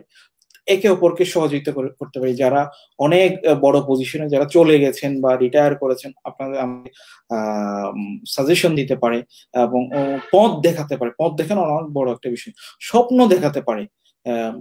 এই জন্য কানেক্টেড থাকলে একটি সুবিধা হয়, সমন্বিত হয় সবাই যাতে কাজ করে। তবে স্টুডেন্ট যারা আছে তাদের প্রতি আমার পরামর্শ, আমি ছাত্র জীবনে অনেক বেশি সাংগঠনিক কাজ করেছি। আমার আবৃত্তি সংগঠন ছিল, তারপর নাট্য সংগঠন ছিল অনেক। আমি এরকম অনেক জায়গায় কাজ করতাম। একদিন আমার বিশ্ববিদ্যালয়ের এক শিক্ষক আমাকে ডেকে বললেন, ডেকে একটু বকা দিলেন। বকা দিয়ে তুমি ওই দিন ইউনিভার্সিটির শুক্রবার তোমার ইউনিভার্সিটি এই প্রোগ্রামে গেলা কেন? স্যার এরকম কাজ করার জন্য, আমি ভলান্টারি কাজ করার জন্য গেছি। স্যার আমাকে বললেন তোমার রেজাল্ট ভালো আছে, তুমি কিন্তু পিছলাই পড়বা। স্যার আমি তো পড়াশোনা করছি, চেষ্টা করছি। স্যার বলে যে আঞ্চলিক ভাষায় আমাকে বললো বললো যদি ফৈরের তুমরে ফৈরের আইসেরা বড় হয় তাহলে এবার ফৈর না থাকে। কথাটা বুঝে নিন, ফৈরের তুমরে যদি ফৈরের আইসেরা বড় হয় তাহলে এবার ফৈর না থাকে। অর্থাৎ স্যার আমাকে বোঝাতে চেয়েছেন পুকুরের চেয়ে যদি পুকুরের যে ঢালু অংশ যদি বড় হয় তখন তো পুকুরটা তো শুকাই যায়, মরা পুকুর হয়ে যায়, আর পুকুর থাকবে না। আমি একজন স্টুডেন্টের চেয়ে যদি আমি এই যে বিভিন্ন সাংগঠনিক আবৃত্তি সংগঠন, নাট্য সংগঠন, বিতর্ক সংগঠন, এইগুলো এতগুলো বিষয় নিয়ে আমি এত বেশি জড়িত হয়ে যাই, তাহলে যে আমার যে স্টুডেন্ট হিসেবে আমার মূল টার্গেট ভালো একটা রেজাল্ট করা, জ্ঞান অর্জন করা, একটি কর্মজীবনের জন্য নিজেকে প্রস্তুত করা, এটি থেকে আমি তো বঞ্চিত হবো বা সুযোগটা আমি কম পাবো। এই জন্য আমি সকল তরুণ তরুণী আমার অনুজ যারা আছে তাদের প্রতি আমার পরামর্শ হচ্ছে যে আগে মূল বিষয় নিজের পড়ালেখা, নিজেকে কর্মক্ষেত্রের জন্য যোগ্য করে গড়ে তোলা, নিজের পিছনে সময় ব্যয় করা, নিজের পিছনে ইনভেস্ট করা, এটার সাথে অন্যান্য সাংগঠনিক কার্যক্রম যেটি আমার মূল কাজকে, মূল উদ্দেশ্যকে ডিস্টার্ব করবে না। এই একটু বেশি বলে ফেললাম। ধন্যবাদ।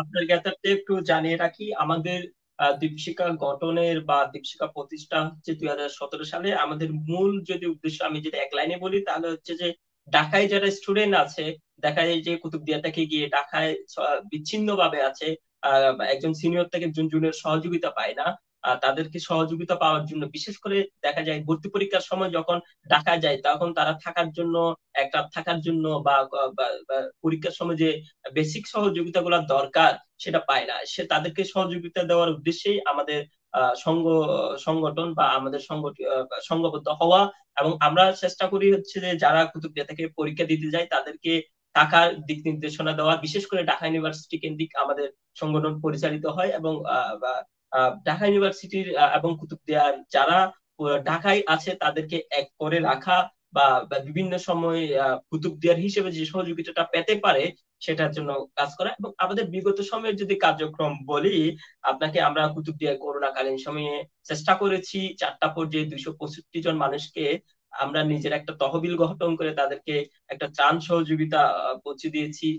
এবং রিসেন্টলি আমরা একটা যে কুতুবদিয়ায় বৃক্ষরোপণ কর্মসূচি করেছি 17টা স্কুলে। আমাদের উদ্দেশ্য হচ্ছে যে নিজে গাছ লাগানো ছিল, অন্যজনকে যাতে এটাতে বেশি উৎসাহিত হয়। এবং আমরা ঢাকায় প্রত্যেক বছর একটা মিলন মেলা করি। ঢাকায় সিনিয়র জুনিয়র যারা আছে একদম বয়োজ্যেষ্ঠ থেকে তো শুরু করে নাসির স্যার, খুরশেদ স্যার থেকে শুরু করে সবাইকে নিয়ে একদিন আমরা বসি, যেটাকে বলা হয় কুতুবদিয়ার এই মিলন মেলা। ঢাকায় যারা আছি সামগ্রিকভাবে যদি বলি দীপশিখা কার্যক্রম হচ্ছে এটা। এবং আমরা প্রত্যেক বছর ইফতার মাহফিল, পিকনিক এরকম একটা প্রোগ্রাম করি। আহ আপনাকে এটা একটু জানিয়ে রাখলাম। আপনি আমাদের জন্য আমাদের কাছে কি প্রত্যাশা করেন, বা আমাদের জন্য কোনো সংশোধনী যদি দেন? ধন্যবাদ।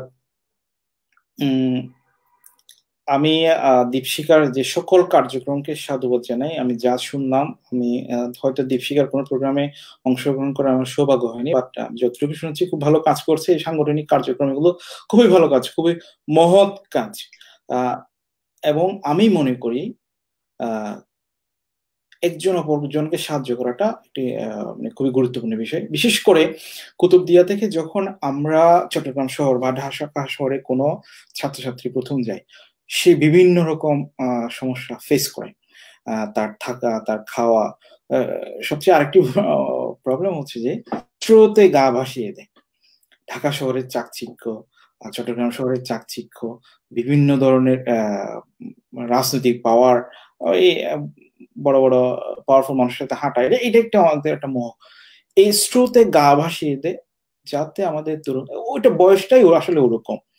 দীপশিখার যারা সিনিয়র আছে বা দীপশিখার সাথে যারা কাজ করছে, তারা যেন এই কুতুবদিয়া থেকে যারা চট্টগ্রাম শহর, ঢাকা শহরে এসে পড়াশোনা করছে তাদেরকে যেন সহযোগিতা করে, এবং তারা লাইন থেকে যাতে তারা যাতে বিচ্যুত না হয়, অর্থাৎ স্রোতে যাতে গা ভাসিয়ে না দিয়ে নিজের মূল উদ্দেশ্য পড়ালেখাটাকে চালিয়ে নিয়ে যাওয়া, ভালো রেজাল্ট করা, কর্মক্ষেত্রের জন্য নিজেকে প্রস্তুত করা, এই কাজে যদি দীপশিখা প্রত্যেকটা স্টুডেন্টকে সহযোগিতা করে, এবং ঢাকা শহরে দীপশিখার সাথে যারা আছে তারা যদি অভিভাবকের ভূমিকায় অবতীর্ণ হয়, তাহলে আমি মনে করি দীপশিখা সফল হবে। অভিভাবক খুবই গুরুত্বপূর্ণ বিষয়। আপনারা দেখবেন, আমি এই যে বললাম বাংলাদেশের 5 থেকে 6 জেলায় আমি চাকরি করেছি, 8 বছর সরকারি চাকরি, এর আগে ব্যাংকেও চাকরি করেছি। আমার অভিজ্ঞতাই বলে শিক্ষকদের ছেলে মেয়েরা কখনো বিফলে যায় না। সেটি প্রাইমারি স্কুলের শিক্ষক হোক, হাই স্কুলের শিক্ষক হোক, শিক্ষক পরিবারের ছেলে মেয়েরা কোনো না কোনো ভাবে তারা নিজের একটা ভালো একটা কর্মক্ষেত্র তৈরি করে ফেলে। কারণ হচ্ছে যে ওই যে একজন শিক্ষিত অভিভাবক। এই জন্য ঢাকা শহর, চট্টগ্রাম শহরে যারা যায় নিজের পরিবারকে, অভিভাবককে গ্রামে ফেলে, তাদের সঠিক গাইডলাইনের জন্য তাদের কে তারা যাতে স্রোতে গা ভাসিয়ে না দেয়, তারা যাতে নিজের উদ্দেশ্যে লেগে থাকে, এই জায়গায় যদি দীপশিখা যদি তাদের জন্য সব ছোট ছোট ছেলে মেয়েদের জন্য অভিভাবকের ভূমিকায় অবতীর্ণ হয়, তাহলে আমি মনে করি দীপশিখা সফল হবে। আর দীপশিখার সাথে যারা জড়িত সবাই তারা একতাবদ্ধ হয়ে থাকবে, একে অপরকে সহযোগিতা করবে, এই কামনা করি। ধন্যবাদ সবাইকে। ধন্যবাদ। আমাদের বিগত সময়ে যারা অতিথি হিসেবে এসেছেন, নাসির স্যার, খুরশেদ স্যার, মনজুর স্যার, রাজাউল করিম স্যার, এবং আরো অনেকেই যারা এই বিগত 15টা পর্বে এসেছেন, ওনারাই আমাদের অভিভাবক। ওনাদের পৃষ্ঠপোষকতায় আমাদের আজকের দিন পর্যন্ত আসা। আমরা ওনাদের প্রতি অনেক কৃতজ্ঞ। এবং আমরা আপনার জ্ঞাতার্থে একটু জানিয়ে রাখি, আমরা একটা চেষ্টা করতেছি ঢাকায় যারা আছে তাদের জন্য একটা বিশেষ করে ফার্স্ট ইয়ার দেখা যায় যে টিউশন পাওয়ার ক্ষেত্রে অনেক অসুবিধা হয়, তাদের জন্য একটা স্কলারশিপ জন্য ফান্ড গঠনের চেষ্টা করতেছি। আশা করি আমরা খুব শীঘ্রই 1 বছর বা 6 মাসের মধ্যে সেটা আমরা করতে পারবো। আমরা প্রায় অনুষ্ঠানের শেষ পর্যায়ে, আপনি আমাদেরকে প্রায় 1 ঘন্টা 1 ঘন্টা 52 মিনিট সময় দিয়েছেন। আপনার প্রতি অশেষ অশেষ অশেষ কৃতজ্ঞতা। আমি আমার ব্যক্তিগত পক্ষ থেকে আপনার অশেষ কৃতজ্ঞতা। আমার যদি কোনো ভুল ত্রুটি থাকে ক্ষমা করবেন। অনেকের কমেন্ট বক্সে কমেন্ট নিতে পারিনি বলেও আমি দুঃখিত। আমার অনেক সিনিয়র, আমার অনেক অভিভাবক আছেন, সকলের প্রতি আমার সালাম। আমি যদি আপনার অনুষ্ঠানের শেষে, একজন কমেন্ট করেছিলেন যে আপনি ভালো গান গান। আমরা শেষ পর্যায়ে আপনি যদি শোনাতে চান, আমরা একটা গান শুনবো। না না, দুঃখিত, আমার সেই গুণটি আমার নেই। আমি বললাম তো, আমার একেবারে বেগুন টাইপের মানুষ। আমার কোনো ধরনের গান চর্চা আমার কখনো আহ হয়নি। একসময় আবৃত্তি করতে উনি চেষ্টা হয়তো করছি, সফল হয়নি। এবং এখানে আমার কাজিনরা গান করেছে এবং আরো অনেক অনেক ভালো ভালো শিল্পী আছে। আমাদের আলাউদ্দিন ভাই সহ আরো অনেকে আছে শিল্পীদের, যারা আমরা আমন্ত্রণ জানাতে পারি, দীপশিখার মাধ্যমে আমরা তাদের গান শুনতে পারি। ধন্যবাদ। ধন্যবাদ। উনি হয়তো আপনাকে মজা করে বলেছেন। আমরা অনুষ্ঠানের শেষ পর্যায়ে যারা দেখতেছেন সকলকে আবারও ধন্যবাদ আমাদেরকে সময় দেওয়ার জন্য। আমাদের জন্য কোনো সংশোধনী থাকলে সেটাও জানাবেন। আপনি দর্শকদের উদ্দেশ্যে শেষ কি কথা বলবেন, শেষ কি বলবেন? আপনি চাইলে আঞ্চলিক ভাষায়ও বলতে পারেন, কুতুবদিয়ার ভাষা। দর্শকদের উদ্দেশ্যে আপনার শেষ কথা। ধন্যবাদ দীপশিকাকে। আমি এখানে যারা লাইভে দেখছেন সকল আমাদের কুতুবদিয়া ভাষী বা এই অনুষ্ঠান যারা দেখছেন, অনেকক্ষণ সময় নিয়ে দেখছেন, আমি আসলে আশ্চর্য হয়েছি এত সময় আমাদের দর্শকরা কিভাবে দিতে পারছেন, ধৈর্য ধরে এই প্রোগ্রামটি দেখছেন। আমি ওনাদেরকে ধন্যবাদ জানাই। আমার একটি সুবিধা হয়েছে আজকে এই প্রোগ্রামের মাধ্যমে, আমার অনেক আত্মীয় স্বজন, কুতুবদিয়ার মানুষ, যাদেরকে অনেককে আমি চিনি না, বা আমাকে হয়তো অনেকে আমার সাথে দেখা হয়নি, তো তাদের এই প্রোগ্রামের মাধ্যমে হয়তো আমি একটু সালাম দেওয়ার সুযোগ পাচ্ছি। সবাইকে আমার সালাম জানাই, শুভেচ্ছা জানাই, আমার সম্মান শ্রদ্ধা জানাই যারা আমার সিনিয়র যারা আছেন। আমি সবার দোয়ার প্রার্থী। আমার আত্মীয় স্বজন থেকে শুরু করে সবাই আমাকে খুব পছন্দ করে, যার সাথে পরিচয় হয় না কেন, এবং আমার জন্য দোয়া করে। আমি সবার কাছ থেকে আরো অনেক অনেক দোয়া চাই। আমার অনেক দূর যাওয়ার বাকি আছে। একটা আমি বলি, Miles to go before my self. তো অনেক দূর যেতে চাই, এই কাজে আপনাদের সকলেরই দোয়া চাই। এবং আমাদের কুতুবদিয়ার মানুষ যেন সবাই মিলেমিশে থাকে এবং নিজের উন্নয়নে, আত্ম উন্নয়নে, নিজের পরিবারের উন্নয়নে সবাই যেন কাজ করে, এই আশাবাদটি থাকবে। আর সবাই যেন মিলেমিশে সুখে থাকে, শান্তিতে থাকে। এবং আমাদের যে মানুষের, মানব জাতির যে উদ্দেশ্য, আহ আল্লাহ বলেছে যে আমি মানব জাতিকে শুধুমাত্র আমারই ইবাদত করার জন্য সৃষ্টি করেছি। এই ইবাদতের মধ্যেই যেন আমরা জীবন কাটাতে পারি, আমাদের কর্ম যেন ইবাদতের মতোই হয় বা মাধ্যমে হয়, এই কামনা করি। সবাই ভালো থাকবো, সুখে থাকবো, শান্তিতে থাকবো এবং নিজেদেরকে উন্নত করব, এই আশাবাদ ব্যক্ত করে সবাইকে ধন্যবাদ জানিয়ে, দীপশিকাকে ধন্যবাদ জানিয়ে, আমাদের সঞ্চালক জনাব ফুরকান কুতুবী অনেক কষ্ট করেছে বেচারা, আমাকে অনেকবার ফোন দিয়েছে। আমি সিলেটে ছিলাম, বিভিন্ন জায়গায় ছিলাম, বারবার ফোন দিয়েছে। আমি সরি, আসলে সবগুলো অ্যাটেন্ডও করতে পারি নাই। বেচারা অনেক ধৈর্য আছে ফুরকান কুতুবী সাহেব। আমি আপনার সফলতা কামনা করি, দীপশিকার সাথে যারা কাজ করছে তাদের সফলতা কামনা করি। সবাইকে ধন্যবাদ জানাই। আসসালামু আলাইকুম ওয়া রাহমাতুল্লাহি ওয়া বারাকাতুহু। আপনারা আমিও আপনার প্রতি অশেষ কৃতজ্ঞ। আমি আপনাকে অনেক ডিস্টার্ব করেছি এই কয়েকদিনে। আমার ভুল ত্রুটি ক্ষমা করবেন। আপনার দীর্ঘায়ু, আপনার সফলতা কামনা করতেছি। আপনি যাতে আমাদের সচিবালয়ের যে শূন্য হয়ে যাওয়া খাতটা আপনি পূরণ করবেন, সেই প্রত্যাশা রেখে আজকের পর্বটি শেষ করতেছি। আপনারা যারা এখনো দেখতেছেন, আপনাদের সকলকে সকলের দীর্ঘায়ু, সুস্থতা, সুস্থায়ু কামনা করতেছি। শুভরাত্রি। আল্লাহ হাফেজ। ধন্যবাদ।